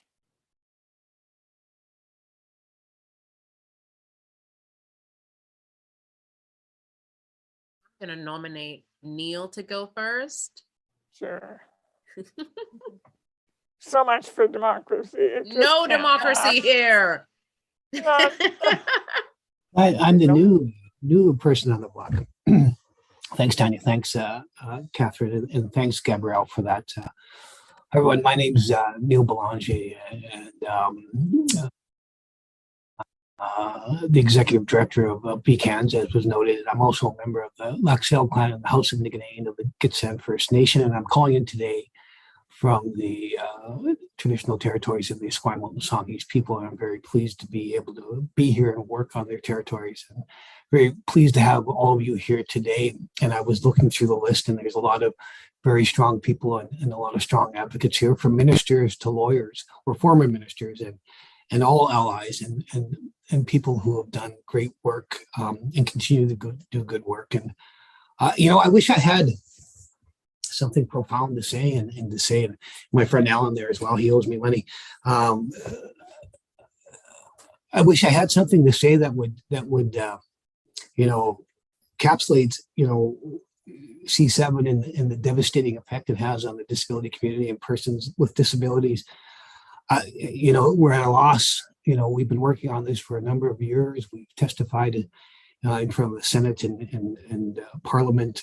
We've brought the voices forward from Indigenous peoples, Indigenous doctors, communities, persons living with disabilities, and it's all been silenced. We are told about surveys that bring in 300,000 responses of good things and why MAID is important for the general population, and the disability voice is ignored. We looked at surveys from organizations that are pro-MAID, and they excluded all the territories. They'd never contacted one First Nation community, never asked them for any advice or any direction, but yet they purport that 90% of Canadians believe this is the way to go. There's something wrong with this, and when we saw passing of C7, and I think one of the things that really took me back, the whole process has, but when members of government started clapping, and they had smiles on their face, and you have to look back and say, what are we doing here? What are we doing? And it's frustrating, and I know it's frustrating for everyone on the call here, and to take a look and have the government pass laws that devalues persons living with disability and somehow masquerade it as a positive thing, in opening up more freedoms for you, have that choice when you don't have the support to live a good life, like Stephen said, when you don't have the support, when we live in a country where barriers are everywhere. Persons with disabilities live in systemic poverty. They're discriminated against. For Indigenous peoples within healthcare, anti-Indigenous racism is rampant. We've seen the reports, and yet the only solution that is viable that comes up is we'll fast track death. We will make it easier for persons with disabilities because their lives can't be good. They can't really contribute, and what would not be better than that? And I tell you what, I look across the room here and I look at my colleagues here, and I tell you, I learn more from them than I've ever learned from anyone else outside the disability community. I look at Stephen there, 16 years in a residential school, living with a disability, the trauma and the tragic events that he's had to endure. And that is a man who has more integrity than most people I know. And when I talk to him, I learn, and his heart is full of love, and his heart is full of wanting to move forward, and he wants to listen. And his voice is a voice of importance. Same with Catherine, same with Alan, Gabrielle, Carrie Jaffe is on the call here today. These are all strong people that have important voices and good things to say, and they need to be heard. And I wish I was more polished on this, and I had some good speech. I could throw out some statistics and talk about this and this type of thing, and the financial implications of MAID, how it's beneficial to the government, and blah, blah, blah. I don't, because this is about people, and this is about people's lives. And we recently, I'm sure all aware of Fiona, who was 51, who took her own life through MAID because of her disability and her inability to take it anymore. And she reached out for help for years and got little support from the government. And when organizations like Inclusion Canada and others, and we tried to assist as well, it was too late. The system had broken her, where medical assistance and dying all of a sudden seemed to be the only viable solution, and it's not. The solution is providing people with the support that they need to thrive in Canada. This is Canada. Everybody should have the opportunity to thrive, and everybody should have the opportunity to be included and have their needs addressed. Everyone has needs, and we should all have opportunities to live. So that's all I'll say for now, and thank you very much. Thank you so much, Neil. And just staying aware that my good friend and new friend, Alan, has to leave. So I'm going to pass it to Alan next, and please go ahead. Thank you, and I do apologize in advance. I can only stick around for a few more minutes, but it's great to be among all of you today and talking about a very heavy but important issue. And it's only through the solidarity of each other that we're able to try to make some progress on it. I guess for me, I've been speaking out publicly about this issue since about 2015. been interviewed in the media numerous times. And for me, it's always like the societal attitudes that people have towards disability that, they think it's better to be dead than disabled. Recently in the Winnipeg Free Press, there was a 1,600-word feature story about a woman who chose MAID. She has ALS, and not to take away from any of the difficulties of living with ALS, but some of the reasons she gave for choosing MAID is that she didn't want to one day rely on a feeding tube or depend on others for routine tasks or get assistance feeding herself or to rely on text-to-speech software. And those are things that, many of our disabled friends live with to, live a meaningful life. So, it's hard for people who, especially for someone who hasn't even gotten to that point where they actually need that, just, supposing that they would rather die than live with those things. For me, those are the kind of things that are hard to hear. And because we've seen many examples of people who live rich and meaningful lives with those supports. So guess that's what I wanted to say for now. Thank you so much, Alan, and I hope that you enjoy the rest of your day. Thank you so much. Thank you for joining us. It's so lovely to have you here. Dr. Emil Joseph is up next. Go ahead. Hi all. Thanks for having me. There's a lot to say, and then there's not much to say. I feel like there have been op-eds and Senate testimony and TV and radio interviews and advocacy and lobbying that should have clarified the clear opposition to this expansion of MAID. And what I've been told often is that talking about the historical context of discrimination against people with disabilities, disabled folks, talking about things like euthanasia and eugenics and colonialism in Canada is something that's too taboo to speak about during some of these conversations and some of the proceedings that did occur in the past. We were told quite bluntly that, legal and medical and government officials would rather this be spoken about,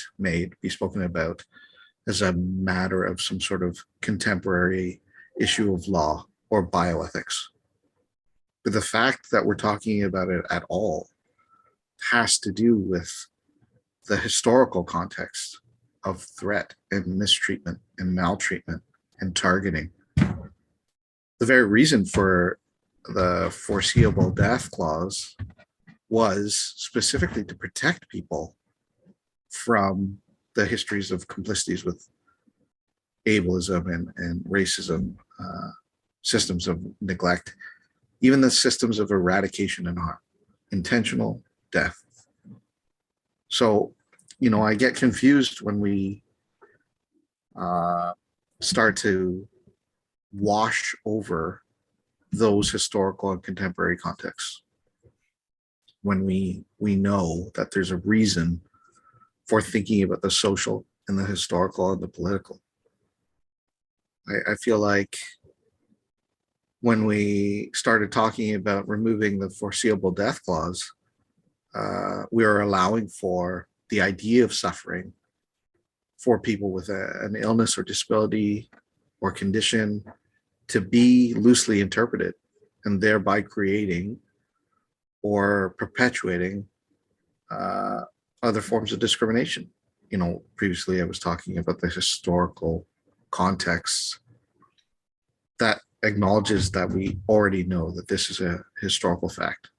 We also already know from their first annual report on MAID that the assessment process did nothing to assess or account for the ways that our entire system creates suffering for people with chronic disease or illness or disability in terms of how they access care, or in terms of outcomes, in terms of access to income support, the adequacy or inadequacy of income support, supportive housing, the adequacy of services at home, the quality of life that is allowed for people via the ways we provide care and services or don't. You know, and those are our missions, and they're not accidents. And they're very coherent with the historical trajectories that have allowed for ableism and eugenics to persist. They're the foundations for how they're allowed right now to attach ideas of compassion to incarceration, removal, confinement, eradication, and exclusion. So we have already this body of historical evidence that allows us to think about disabled folks as burdensome or unworthy of adequate incomes or services.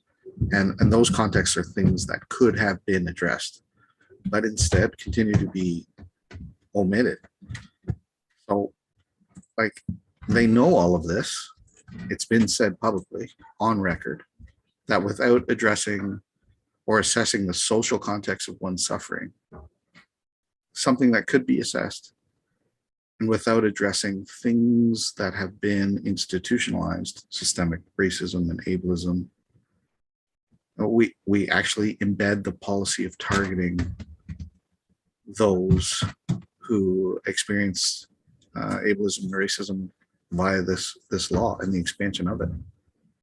So if the idea of suffering for people with a chronic condition or an illness or disability can't in any way be differentiated from the suffering they experience as a result of being mistreated or excluded or inadequately supported by a system that has historically impacted and presently impacts the quality of life for disabled folks and racialized folks, you know, they know that this will result in deaths that disproportionately impact those groups.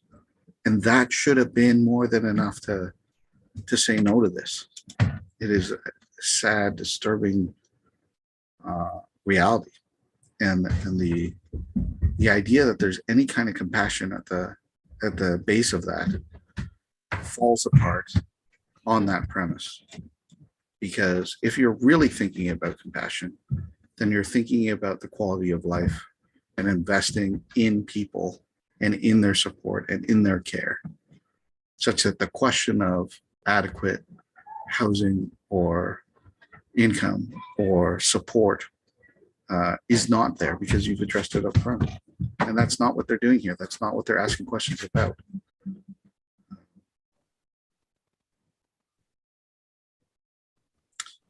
It's been frustrating, but I see hope in work like this, in the filibuster and all the folks that gather to resist the gaslighting that goes on, to resist those emissions. I'll stop there. You know, I've been talking for a while.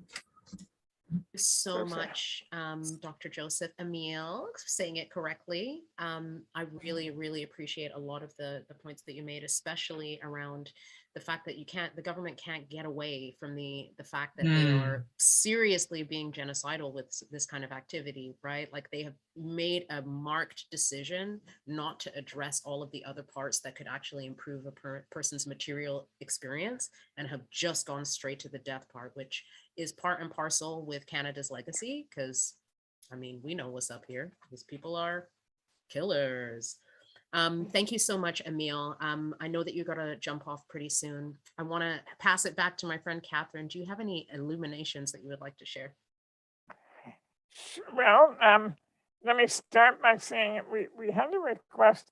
It seems to have settled down now, but there was a bit of background noise. So anyone who doesn't need to have the microphone on, if you could mute your mic, just because we are picking up some thumping sounds in the background. Yeah, I mean, that was really a thorough exploration of the context for this law, the deep roots that are, well below the surface, and that we are forbidden to speak of. And that censoring is very vigorous, and I'm sure you have encountered it, as have I, whenever we challenge the suggestion that MAID and the MAID discussions are completely ahistorical, right? This is just the emergence of a new and marvelous medical technology that we can offer to address suffering. And, without that discussion of its historical antecedents and the ways in which the sacrificing or elimination of certain lives becomes normalized without that discussion, people don't get it. They so don't get what our problem is. And you're quite right in your expression of the problem with offering death as a solution to suffering. And likewise, I would say the disingenuous response to our claim of autonomy. Yes, we want autonomy, but in the choices that we make in life and in living, autonomy is our means to better life, to fulfilling life, and to anyway, I don't need to repeat what you have said so thoroughly and well. I think I'm really very interested to hear what Garth has to say in this thread. So Garth, if you are there, come on out. Right here. Hey, thanks very much. Thanks for the introduction. Thanks for inviting me to this. I guess I'm a OG filibustee. I was here last year when we did this. I don't know whether that makes me OG or not, but yep. I'm going to claim it. It does. Thanks. Let me describe myself here. I'm a middle-aged white guy. And if that doesn't make you press mute, thank you for sticking with me. I'm also blind, although I have a little eyesight. So enough to stay in frame, but not really enough to make out what y'all look like. And I'm in a darkened room that has a lot of junk in it. And in the foreground, you see the fine RE20 microphone, which gives you this beautiful baritone voice that you're hearing right now. I guess my reason for being here is, I was invited by Gabrielle and Tanya and was part of it last year, but I really seen the power of connecting struggles. And I really reflect on the last line of Gabrielle's essay there. How do we stop you from killing us? And I think about that a lot because I'm part of a drug user activist movement. I've been a drug user, on heroin and methadone my whole life. And I've seen half of the people that I've come up with die from what is essentially like a century-long policy of prohibition. Making substances illegal so that they get produced with no regulation, having the police chase them and bust those substances so they get stronger and stronger and stronger. It's like a well-documented process. And last week, there was another coroner's report, as there is almost every month, telling us how many 100 people died in the previous month. And that's been going on for a lot of years now in British Columbia. And, as I'm realizing how connected our struggles are, I'm realizing how these policies are targeting and killing so many of us. And I think a lot of us were having this realization. We were having a conversation quite recently saying, we've got to connect our struggles because these are all incidents of necropolitics, of people in Victoria or Ottawa deciding who's going to live and who's going to die, whether it's Bill C-7, whether it's the Controlled Drugs and Substances Act, hell, whether it's the Indian Act going all the way back to before Confederation, whether it's the processes that lead to missing and murdered Indigenous women and girls, or police murders of Black and Indigenous communities, or just like the constant, carbon fixation, carbon fundamentalism of our society that's causing a heat dome in Vancouver and atmospheric rivers, which killed hundreds last year. And we barely hear about that. And so there's all these different policy ways in which we're targeted, but we're all separated into little silos until we find each other in places like this and decide, fuck no, we're not going to quietly just die and conveniently just shuffle off the earth while policymakers go on to their next press conference or whatever. This conversation that a bunch of us were having was like, it's time for us to start standing up for each other in these moments of death. So, drug users standing up against Bill C-7, all of us standing up when people die in climate change emergencies, disability community standing up when the coroner statistics come out for more dead drug users. There's all these ways that we're dying and being killed, and we can't die alone anymore. This is what happens to me and my friends, is we die alone in small rooms because of the law and the stigma around drug use.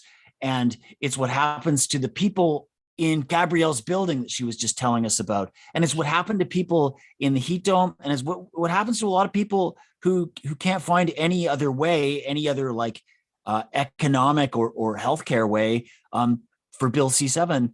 And so we have to stop being in these rooms by ourselves. We have to stop dying alone. And we have to come together and say, stop fucking killing us. And we thought, oh shit, what should we call this new group? And we thought a bunch of different names. And really, I think the group is just called Stop Fucking Killing Us, or Stop Killing Us if you don't like swearing. But that's just an idea that's been percolating around over, I'd say, the last year or so, just as we've seen that this necropolitics, this just allowing for or deciding that big groups of people are going to die is expanding.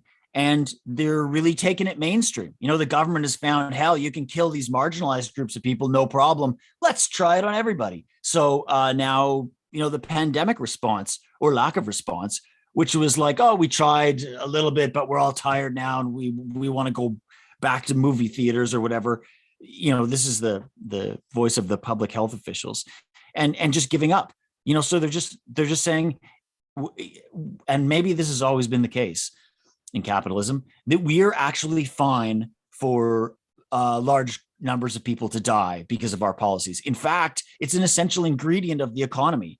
A certain amount of social murder is just the price of, the free market.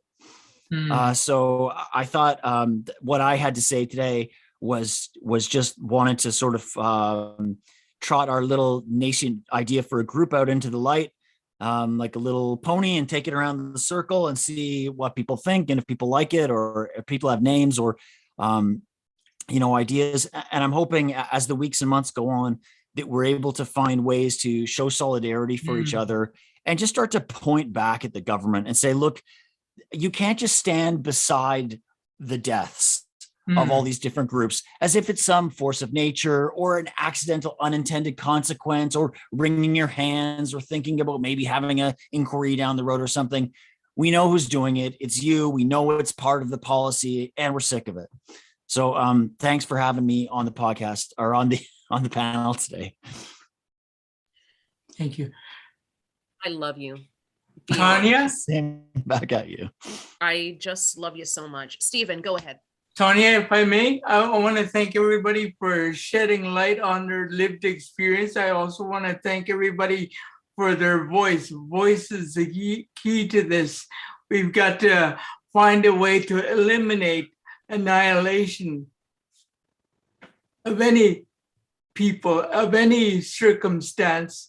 We've got, when you look at it from an Indigenous perspective and what we've been through, as well as all the other minorities throughout Canada and throughout the world, we've got to eliminate the thought or bring to the attention of Canada annihilating a group of people, a certain group of people, because they don't know how to handle it or how to address it. It's no longer asking, what must we do? We have to demand and state, what do we want? It's not, how can I help you? It's like reconciliation. It brings back to mind reconciliation and what we've been through.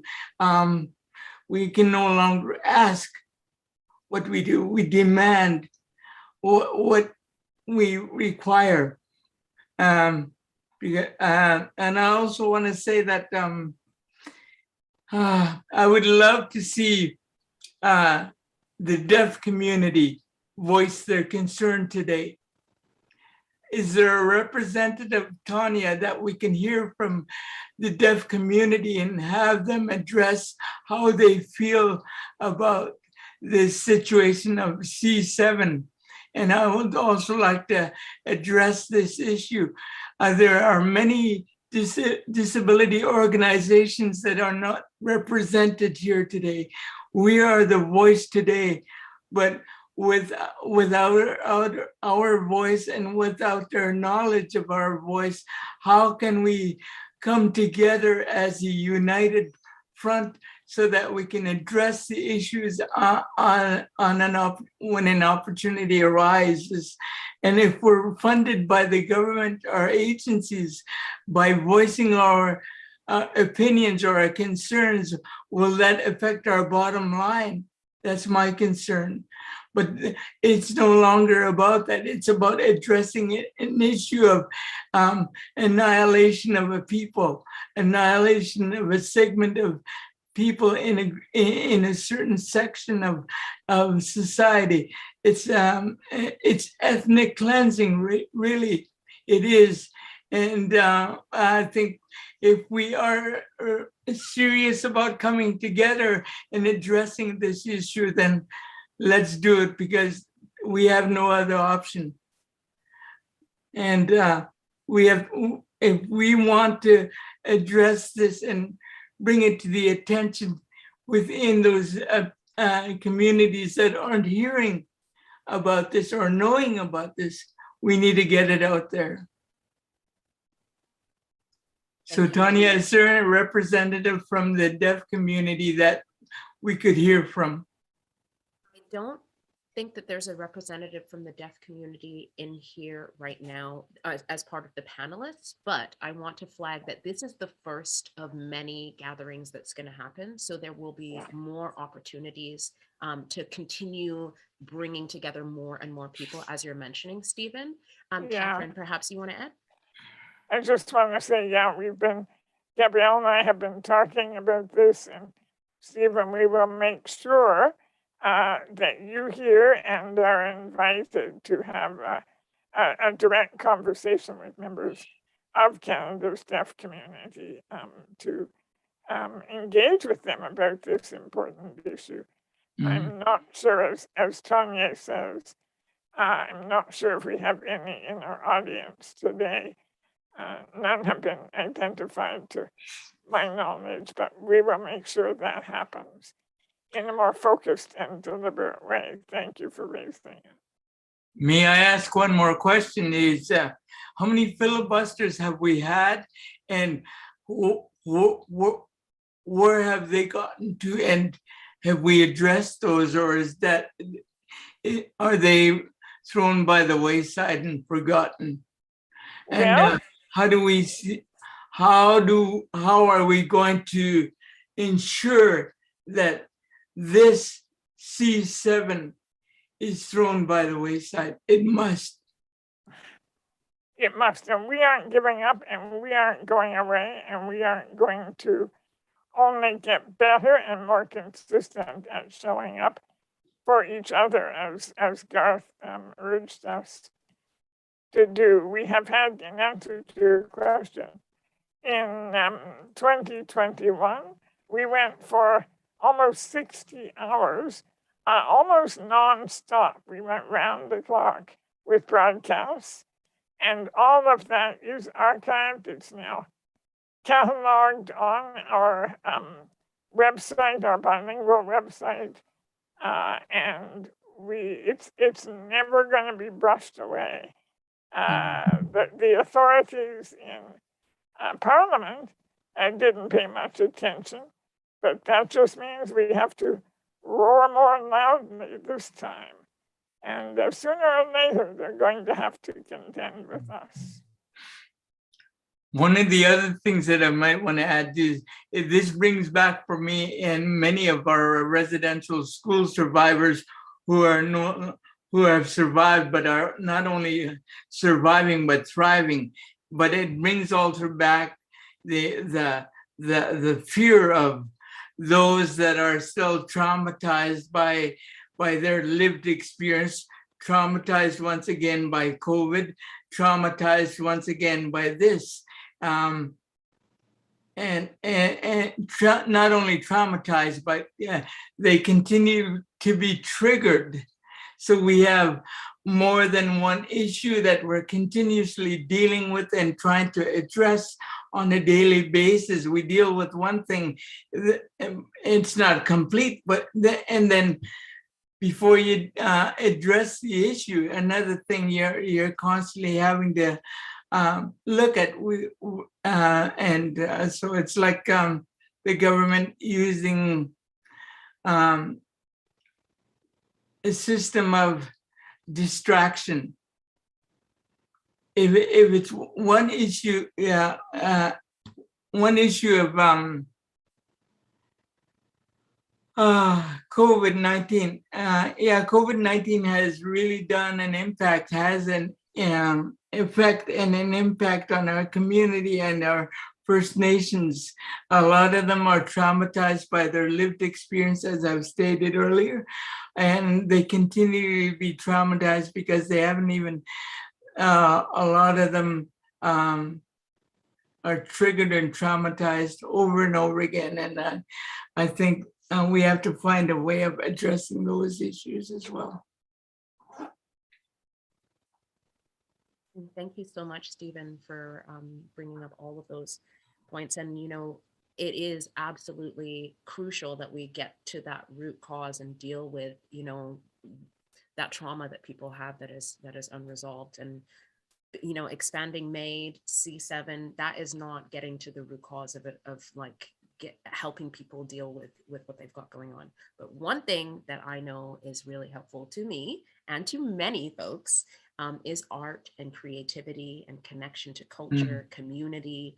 And when we were having conversations about putting this this gathering together, one of the things that we talked about is how do we infuse hope? How do we infuse creativity? How do we bring levity? How do we bring poignant moments of thought through creativity? And obviously I looked around my community and I was like, who's my favorite creators? So it's at this point that I would like to introduce an incredible soul who's going to transition us into the next piece of our conversation by sharing with us some of their incredible poetry.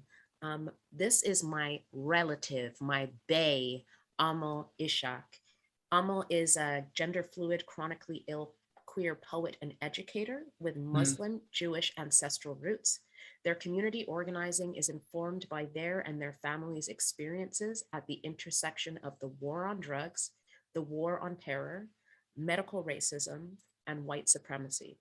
Amongst other things, they are a co-founder of one of my favorite initiatives in the whole town of so-called Vancouver. It's called the Marpole Mutual Aid, which organizes a community pantry and campaigns for much needed support for disabled, poor, and racialized neighbors in historically under-resourced areas of Marpole. My family member, Emil, please take it away. Thank you so much, Tanya, and everybody for having me here today. And wow, Wish I could get those kinds of introductions all the time. Amazing.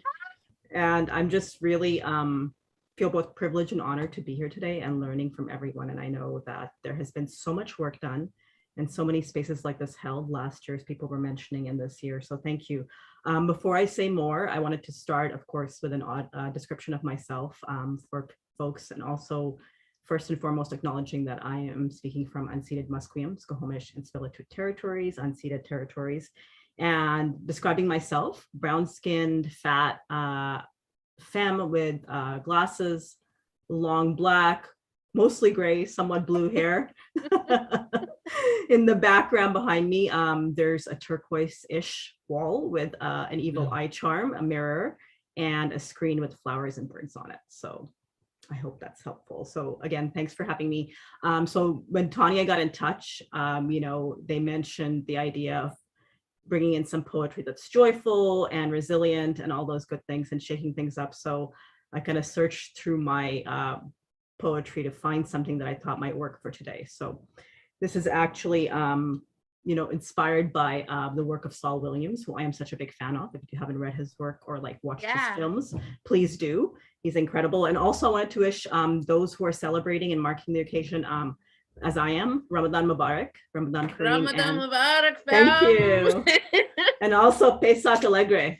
So happy Passover to those also marking this occasion. It's a very special time. So many different communities coming together during these days. So without further ado, I'm going to begin. And if at any point you can't hear me, just let me know. I'm going to just pull up my text here.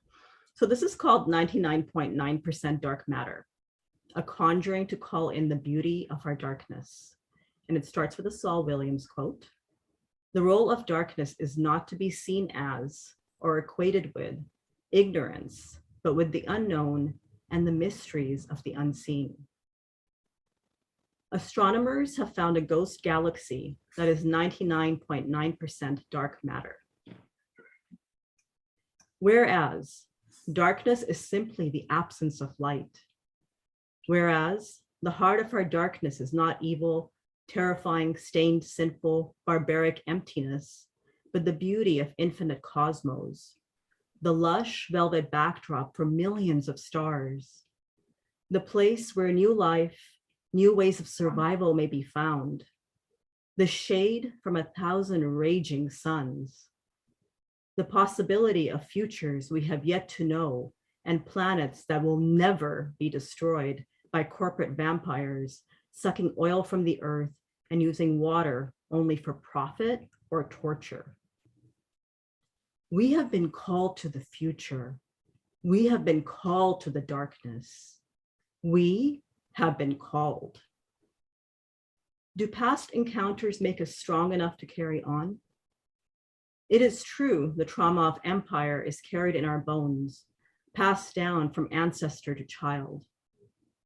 Equally true, our DNA carries a double helix of resistance and resilience, of memory, of a time before the white gin of genocide spread like a mist.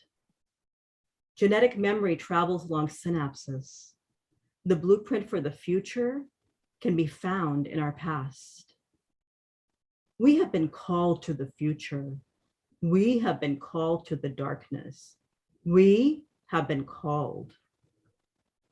Listen closely with senses you have yet to recognize.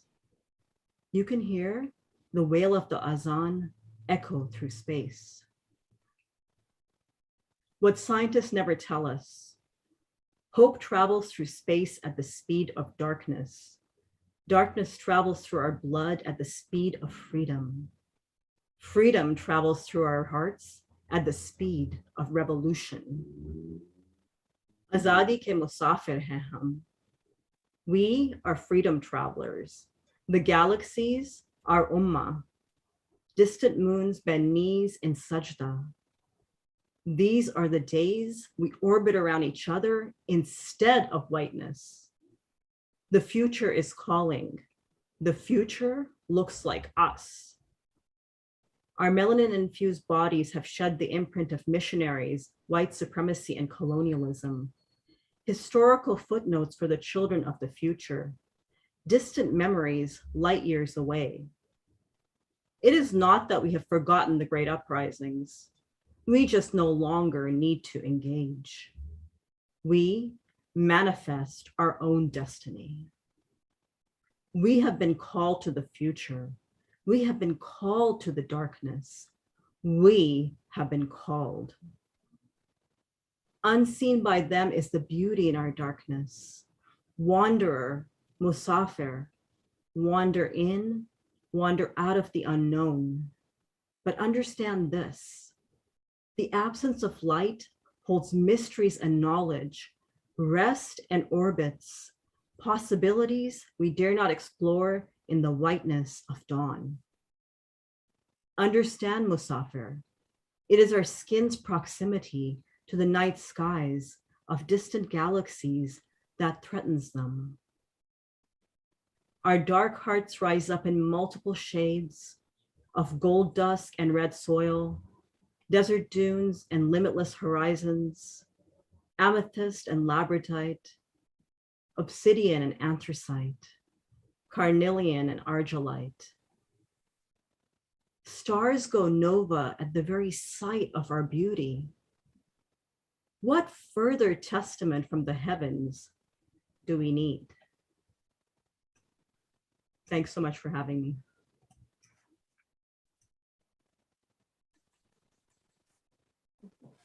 Thank you Wow. so much. Wow, thank you, Amal. Your words are just so exquisite and so luscious and so strong. And indeed, the wonder and the mysteries of the unseen in our world. It's beautiful. It's beautiful. And indeed, we have been called. So thank you so much. Thank you, Amal. As I mentioned just before we started this portion, Catherine and I, and also Gabrielle, when we were coming together to have this conversation and start planning this gathering, we were talking about the ways that art and creativity are powerful gathering points, moments of levity, moments of reflection in all of our struggles and all of our movements. So I'm super grateful that we were able to have you share your poetry with us, Amal. And don't even think that's all we got for you, people in the audience. There's more to come. I just want to say thank you to the folks who have been making good use of the Q&A. We are going to try and get to all of your questions before we leave at 3 today. But if we don't get to your questions, do not stress and do not worry. There will be a secondary disability filibuster and many more after that. But the next one is coming up on Sunday, this Sunday. I don't know the exact date because I don't remember how calendars work, but Sunday. I can tell you, it's an auspicious day. Oh, what day is it? May Day. May Day. It's May 1st? Yep. Perfect. So Sunday, May 1st from 2 p.m. to 4 p.m. Eastern. That's 11 a.m. to 1 p.m. PST. The panelists so far are going to be Dr. John Neary, Kaylee, Rabbit Richards, Serena Baines, Dr. Jennifer Baumbush, Lucia. Oh, okay. I was wrong. Never mind. Sorry, giving you the wrong information. It's the 24th. Well, we'll pretend it's May Day. Okay, so it's April 24th is the correct date. The panelists are correct though, right? Yes. Lucia Lorenzi, yes. Trudeau Lemons, and the hosts with the mosts will be beloved Catherine and one of our favorites who's in the audience, Q. So be sure if you can make it to come to that one. This panel will go further and the conversation will be focused around medical ableism. So there will be opportunities to have more of these conversations coming up in the future. Moving forward, the next portion is we would like to talk a little bit about hope and what is bringing us hope, giving us hope, and keeping us moving forward. And I just want to flag, there was a question in the chat, which I think I want to bring forward as the kind of linchpin for this next little bit. And this question is coming from Jane Shi, and it says, there's something about care in an ableist society that can turn violent really quickly towards disabled people. Both the Mental Health Act and guardianship laws in Canada make it more difficult for a lot of us to have autonomy. Just the idea of navigating trusting relationships of care can feel impossible when institutions are tasked with such care, when both laws and attitudes enshrine this violence as acceptable. Here's the question. How do we imagine care, interdependency as interdependency as freedom and love that imagines lives and futures when we can't even trust organizations tasked to care for us? There's so much to learn, and I'm hopeful that having more of these conversations can facilitate that. Thank you so much, Jane. So the question there is, how do we imagine care, interdependency, and freedom? And also, when I saw this question, I was like, oh, this for me ties to the things that bring me hope, which is community, which is organizing, which is hanging out with homies like Garth and with Catherine and Gabrielle. But that's the question that I want to pass to our esteemed panelists. What is bringing you hope? How do we move forward? And what's coming next? So anybody who would like to answer, I know Emil, you got a split. So maybe if you want to start this one up.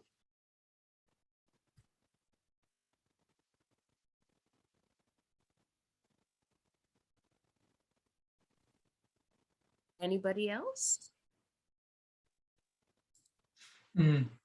I can say a few words. Go ahead, Neil. Thank you so much. Thank you. Well, I think we just have to have hope. I mean, that's just how it is. If we don't have hope, why are we here?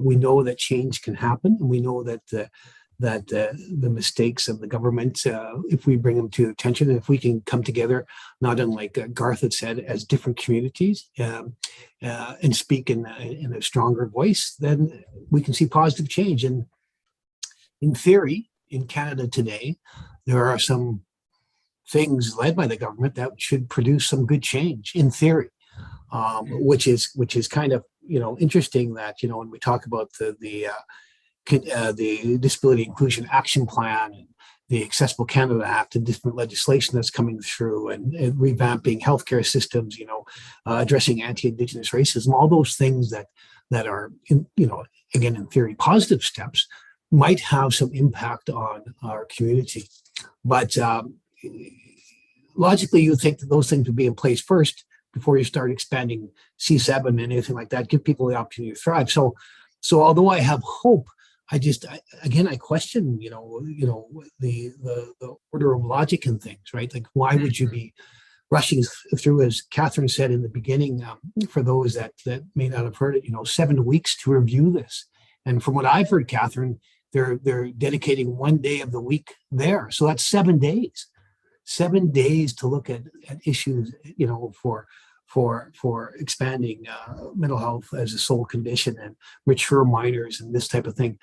I have hope because I work with great people, and I know great people that know great things and that are leaders, and many of them are on the call, and we're on the call today.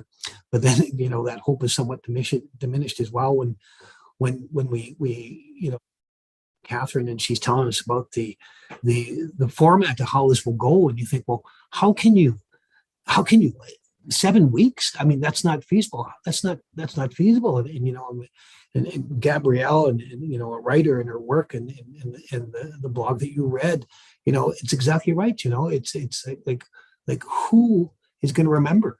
Who's going to make sure that the persons with disabilities are noted and that they're put up and shown for who they are, and it's just, so I know I'm babbling, but it's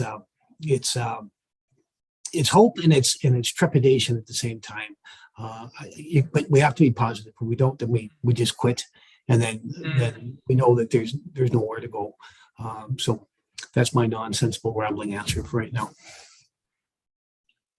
Thank you, Neil. I support you because I was starting to babble. We're brothers. Thank you for cutting me off. Babbling brothers. I love it. I love it. I love it so much. Yeah. Thank you so much. I just want to throw it back to my brother Garth to babble for a second, if you're there. Yeah, I'm here. I don't really have much to add. I mean, I can just say that we, in the activist circles that I'm in, we think about what community models of care and safety would be a lot. And we try to practice some of those where we can escape the medical models. Like we felt the imprisonment and racism and abuse in the sort of medical prison that they build so much that we've tried to build things outside of it if at all possible. And it's hard to scale. It's hard to rebuild what the state has all the resources to provide or misprovide. But yeah, I mean, for a lot of years, we've organized our own safe injection sites. We organized our own needle distribution when the state wouldn't allow us to do that. And we've organized our own safe supply distribution. When drugs are killing us, we find and source clean versions of coke, meth, and heroin and give them out to members of the community. And I think sometimes we just have to do that for each other. Certainly we know that it doesn't scale to reach everybody, but it does sort of poke the state right in the eye and say, you ought to be doing this properly, not the fucked up way you're doing it or not doing it now. And so that civil disobedience, sometimes, it has this way of reminding us of our power as communities, reminding us our responsibility to each other, reminding the state that we have power and changing history. So, there's a lot going on there, but sometimes we have to build it ourselves. And that applies to community safety too. For a lot of people, you just can't call the cops, right? I can't call the cops. The guy down the fucking hallways beating the shit out of his old lady. I mean, I got to go down there my own self. We can't call the cops because I don't know what's going to happen. I don't know if they're going to arrest me or shoot her or what the hell happens, right? And that's like half the goddamn city can't call the cops. So we all learn how to de-escalate. We all learn how to, when shit's jumping off, to bring the temperature down, be like, hey man, let's just go have a cigarette and talk about it. Sometimes that's all it takes, right? Whereas the police roll up, they always raise it, and they always say, oh, it's because of mental health, and the police turn themselves into the frontline responders for mental health. And every moment you see police creep into these new areas of health. So when we feel like health is a prison and we're over policed in health, sometimes we're really policed in health. Like those security guys who work at St. Paul's aren't fucking around sometimes. So we have to take a lot of this back and kind of do it and own it ourselves and find our own way. And some of the really revolutionary periods in history are when people build community and social power and infrastructure that's so effective that it actually leaves the state off to the side looking pathetic. And they're all there with their thumb up their butt going, what are we even for now? Because the community's doing it for ourselves. And that's revolutionary. That period of dual power, that's when real big things happen. So, I mean, that's kind of what I look to, and I see these little sparks, these little moments of it in all of this. Don't fucking kill us. I do see these little sparks. And maybe that's the hope, Tanya, that you were hoping that we would get to at some point. Yes, that's the exact hope I was looking for. You named exactly what I don't know if you could see me over here, but I was losing my nonsense because everything that you said echoes exactly how I feel. As much as we need to lobby this genocidal government for change, it's actually moments like this coming together, creating the networks of resistance that actually serve the needs of our communities. The drug user community is doing it. Folks organizing against the police are doing it. Mutual aid groups are doing it. Shout out Marpol. We're all, together taking care of ourselves. I want to read an answer to Jane's question, which was just shared with me in the chat by Gabrielle. Jane, focus on my face and my voice. Imagine Gabrielle speaking to you. Disabled people are often harmed when seeking care. Care is a place of trauma for many of us. Now, when we seek care, we may be offered death. So one thing I struggle with is the use of the word care. It's not helpful that we use, English is a clumsy language. And it's not helpful that we use the word we use for love and intimacy and genuine care is the same as the one we used for institutions, and for those paid to care for us. And why, and who too often decide they know better than us. My words, this is Gabrielle's words, which were meant as a meditation of life and death of poor Crips, were also about how we care for one another. In the midst of the margins, we model love. We must remove capitalism from care. So we need to remind the caregivers that they are not, in fact, givers of care because they don't know how to care. Thank you so much, Gabrielle, for sharing that. And Jane, I hope that that is an answer that is as poignant to you as it was to me, but that reminder there, in the midst of the margins, we model love. That's what I'm taking away from today. I want to pass it to Stephen. I know you said you were babbling earlier, but I just want to throw it back to you because I want to hear what you're finding hopeful. I want to know what you're holding on to. Meaningful dialogue, open discussion, serious. Because at the end of the day, whether or not you're serious, at the end of the day, with or without your help, we still have to address the issues before us. We have a responsibility as role models to ensure that the future of people with disabilities and the future of people with mental health and the future of people dealing with a wide range of disabilities are continued thoughts in our mind and are valued.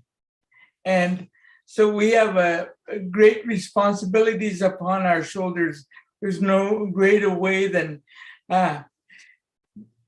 having to get a shot in the arm and to realize what our responsibility is, regardless of who you are, where you come from, what race you are, what color you are, what ethnicity you come from. The hope is that we must do it together. It's not about race, it's about being in the race for the segment of society we represent. Doing nothing is not an option, doing something is. And it's time, like my mother said, just before she died, on her deathbed, she said, David, it's time to speak up. So regardless of the fear that we may face, we can't let fear overrule our responsibility. And we have an obligation to those that look up to us. Doing nothing is not an option. Doing something is a must. Failing to do that, we fail this whole mandate and purpose. So much, Stephen.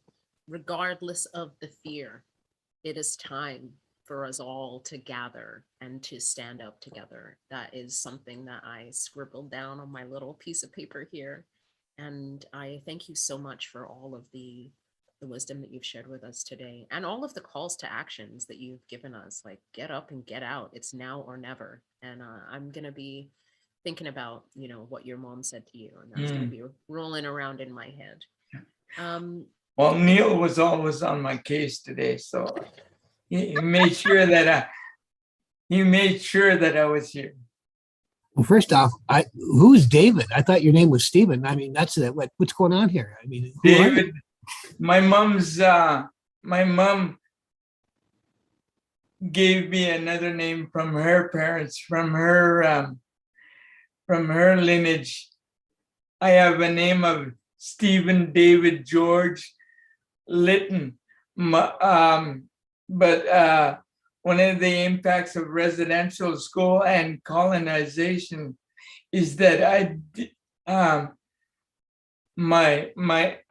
see myself as my registered name is Stephen Litton. My government name is Stephen Litton. My Indian name is Stephen Litton. And that's as a result of my lived experience in colonization. So my mom's name, through her relatives, I was named David. So she said, David, in there, just moments before she passed, she said, it's time to speak up. So this is where we're at. It's time to speak up, and not only for myself, but for others. And we must speak up for others as well. We all must. Failing to do so is failing not only ourselves, but failing what we stand for. Thank you so much, Stephen. I just want to apologize to folks who have sent questions in the chat that we weren't able to get back to. Specifically, there's a question here saying, how is the filibuster trying to get people who are currently being traumatized by or who are still triggered by topics relating to institutionalization, made, etc., involved and included in this work? No one left behind and all that. I think maybe I am not the person to answer this, but the fact that this is not just one event that's happening, that we are aiming to do a series of these and continue the conversation going, is just part of how we're trying to make sure that more and more folks can be involved in this. I want to pass it to Catherine. Maybe they can provide a little bit more insight there. Yes, no, you've hit it precisely, Tanya, and we really appreciate the input and the reminder that is indeed part of what we are committed to do, and we are working on it. So noted, and thank you. Awesome. We have another question here from Ocean Onley. First of all, it's a thank you to everybody. Wanted to say thank you so much to the panelists, performers, and other organizers for creating this space. You all give me so much hope, says Ocean. Thank you for being yourselves and for this critical work. The question is, obviously, activism takes so many forms, and I'm wondering whether anyone knows of any plans for actions such as protests, taking to the streets in the context of Bill C-7. Also wanted to offer if anyone wants to connect, particularly in so-called Toronto, folks looking to organize and build resistance there should feel free to add Ocean on Twitter. At cause, CAUSE, COMMOCEAN, cause come Ocean, or on Facebook, Ocean Jaya Connolly. Ocean, thank you so much for reaching out, and I hope you'll continue to stay in touch with folks here. Oh, go ahead.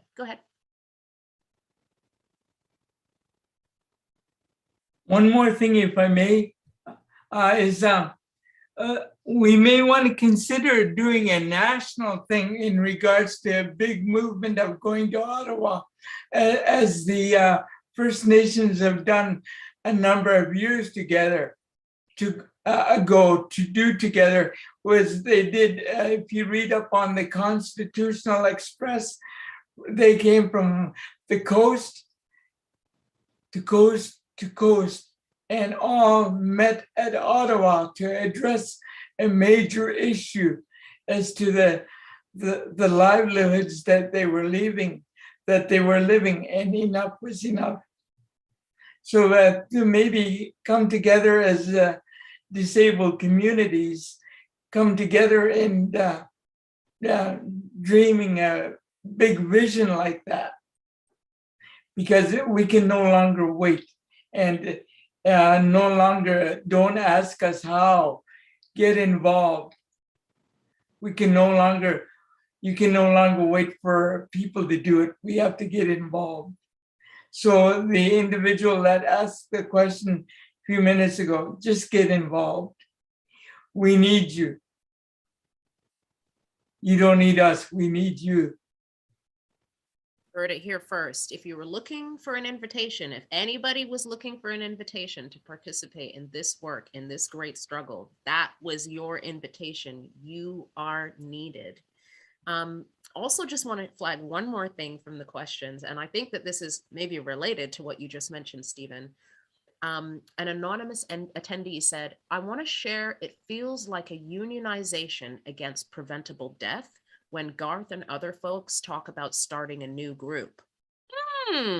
Maybe, Stephen, you should come and meet with this new group and we can talk about how we're going to go to Ottawa. I think that sounds like a road trip that I would do with you all. How many groups do we need to narrow down to stay focused on what we're here for? And that's to address the Bill C-31. How do we narrow that down and stay focused so that we don't get too big and get, so that we don't split? We need, like reconciliation. Let me use reconciliation.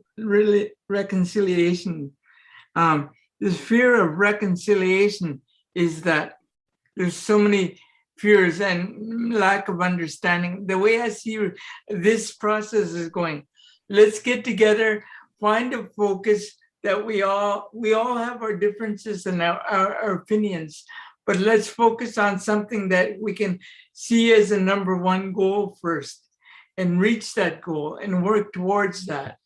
And that's building reconciliation. That's building unity. Understand why we're doing this and how come we need to do this. And how important is it to you? What does this process mean to you individually, community-wise, and on a national, provincial and on a national basis? Do we understand what reconciliation is? Do we understand why we're doing this filibuster? And what do you see, how do you see it working? How do we see it working collectively? Because we got to come together with one collective issue to really nail this Bill C-31 and to eliminate it ASAP, and others that may come, others similar to C7 come down so that we don't have to address this issue again. Do we understand this filibuster? And why do we want to get involved? We need to get involved, but we have to have one focus, one goal in mind. We all have our differences, but we need to find that one focus and run with it.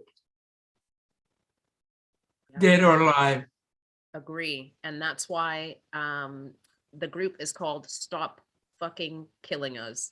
It's real simple. We drilled right down to the core of the matter, and it doesn't matter what kind of way you're using to kill people, if it's policy, if it's police, if it's border services, if it's CBSA, whatever. If you're using political power to kill people, we're coming after you. I just want to flag that we have only a few minutes left, and I think that there's a small chance we might get kicked out at 3 p.m. So I'm going to pass it to Catherine, if I might. Okay, and yeah, thank you, Stephen. You've certainly given us lots to continue talking about in upcoming filibuster conversations, and there will be many. Before we wrap up today, we wanted, the three of us, Gabrielle, Tanya, and myself, felt that it was important to make a space among us for remembering those who have been killed, those who have been lost as a result of state neglect, of active eugenic policies, the casualties of necropolitics. And so we're just going to take a quiet moment, and everyone is invited to participate by thinking of or speaking aloud to yourself or to whomever you're with the name of someone or many whom you remember and who should, if this were a truly just world, who should be with us. So a moment for the remembrance of Crip lives lost.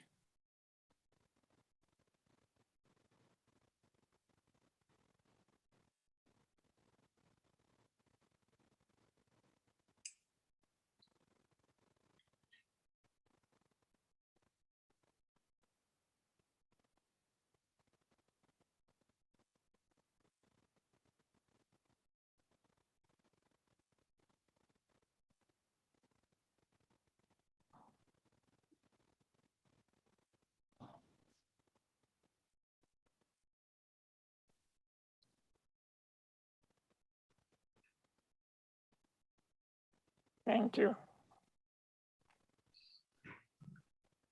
So much, Catherine, for holding that space for us. And thank you to each and every one of you for coming. We realize it's 3:01, but we have one last sweet treat before you head out into the rest of your afternoon. I would like to introduce and welcome to the proverbial floor, one of my dearest, nearest, sweetest friends, Rabbit Richard, plural. Rabbit, if you want to give yourself a little intro and say your spiel, go ahead. Hi, everybody. First, a visual description. I managed to clear all the things out of behind me, so it's just a white background, and I'm in a very brightly lit room, which is too bright for my migraine. But I only have to do this for a few minutes at a time. I'm a Black person with fluffy, twisted hair, and I am hanging out in my hooded bathrobe today because it is very important to be comfortable while discussing difficult things. By way of introduction, I was born on the territories of the Lenni Lenape in New York. I'm just waiting for our interpreter. I didn't warn anyone I was going to say that. And I'm currently in Vancouver. This poem that I'm going to read was written in Montreal about 2014. So I've moved around a bit and experienced Crip life in a couple of places. And the last thing I'll say by way of introduction is that my Zoom is occasionally troubled. So I'm going to put the text of the poem in the chat for everyone, and then I'll read it. So if I cut out, you'll have access to it.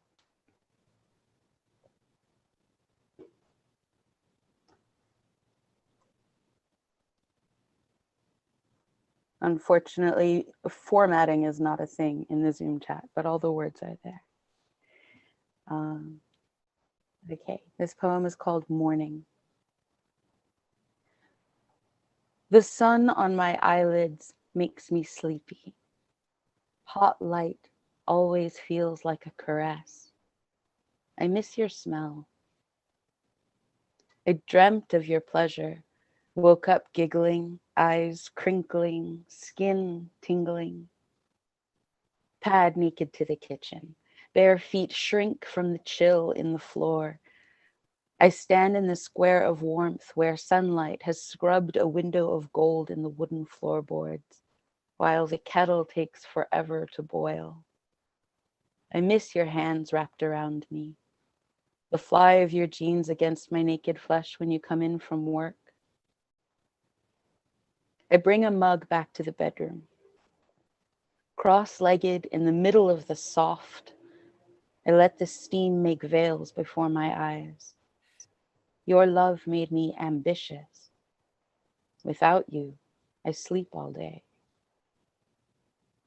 The world was less hostile when your body fit mine.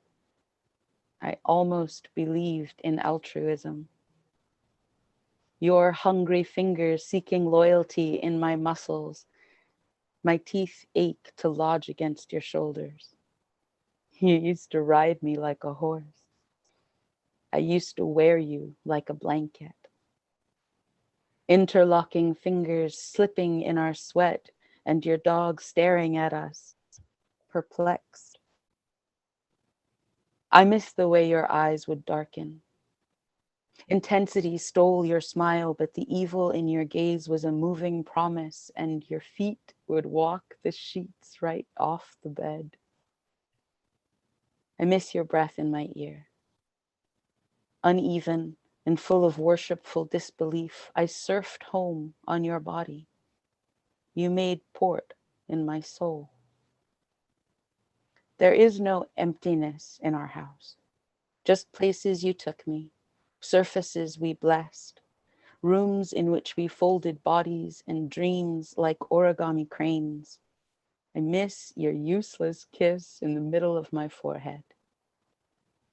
Soon, I'll wake up and your pillowcase will no longer smell like you.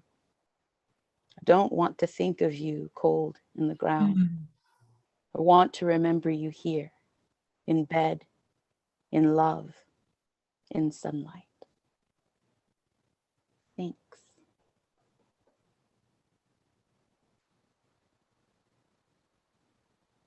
Thank you so much, Rabbit. I have like small tears in the corners of my eyes. I'm not really a crier, but you got me a little bit. Thank you so much, Rabbit. I hear Stephen humming in appreciation and loving you too. I am so grateful to you, to Emil for blessing us, and to all of our speakers for being here with us today. Dr. Emil Joseph, Alan Mankiewicz, who unfortunately had to leave earlier. We also had, oh, hang on, I'm going through my list here. Garth Mullins, obviously, Stephen Litton, Neil Belanger. What an incredible gift. And I want to shout out my host with the most, co-host with the most, Catherine. Tell the people how you feel. I feel once again in awe of the power of our people and in deep appreciation of the directing mind behind this gathering, Gabrielle Peters. So beautifully done, beautifully convened, and thank you all. Can't wait to join in again on Sunday the 24th.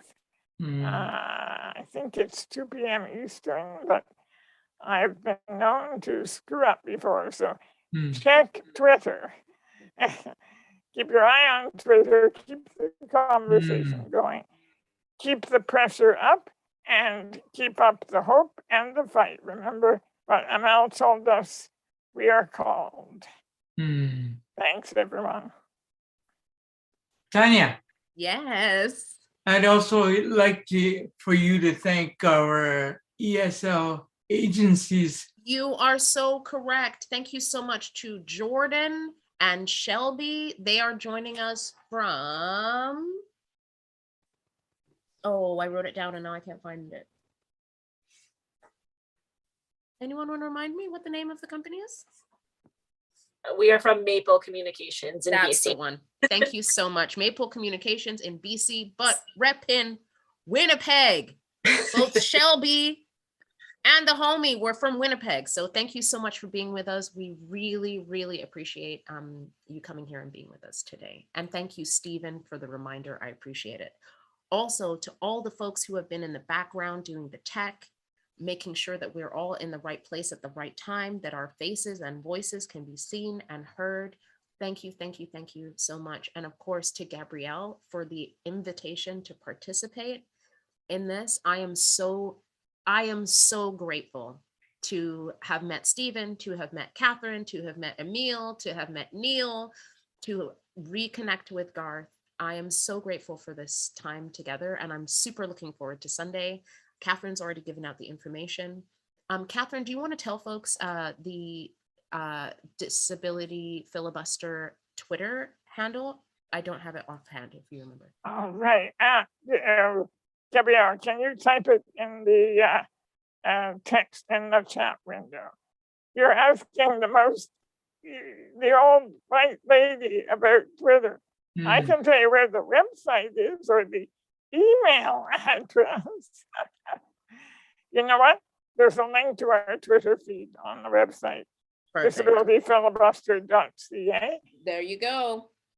And yeah, there we go. Okay, everybody, find us. We're not hard to find. Tanya, one more. Of course. Is there an opportunity for those that didn't get to see this or would like to hear Yes. talk about this with Yes. regard a lot of my friends that would like to be involved? How do they get Yes. involved? Yes, they should go to our website, Stephen, and there will be an archived copy available very soon on the website. And they'll be able to find all of our other filibuster broadcasts as well. We Wow. record everything and you can get back to it. Thank you. Thank you, Thank you. Catherine.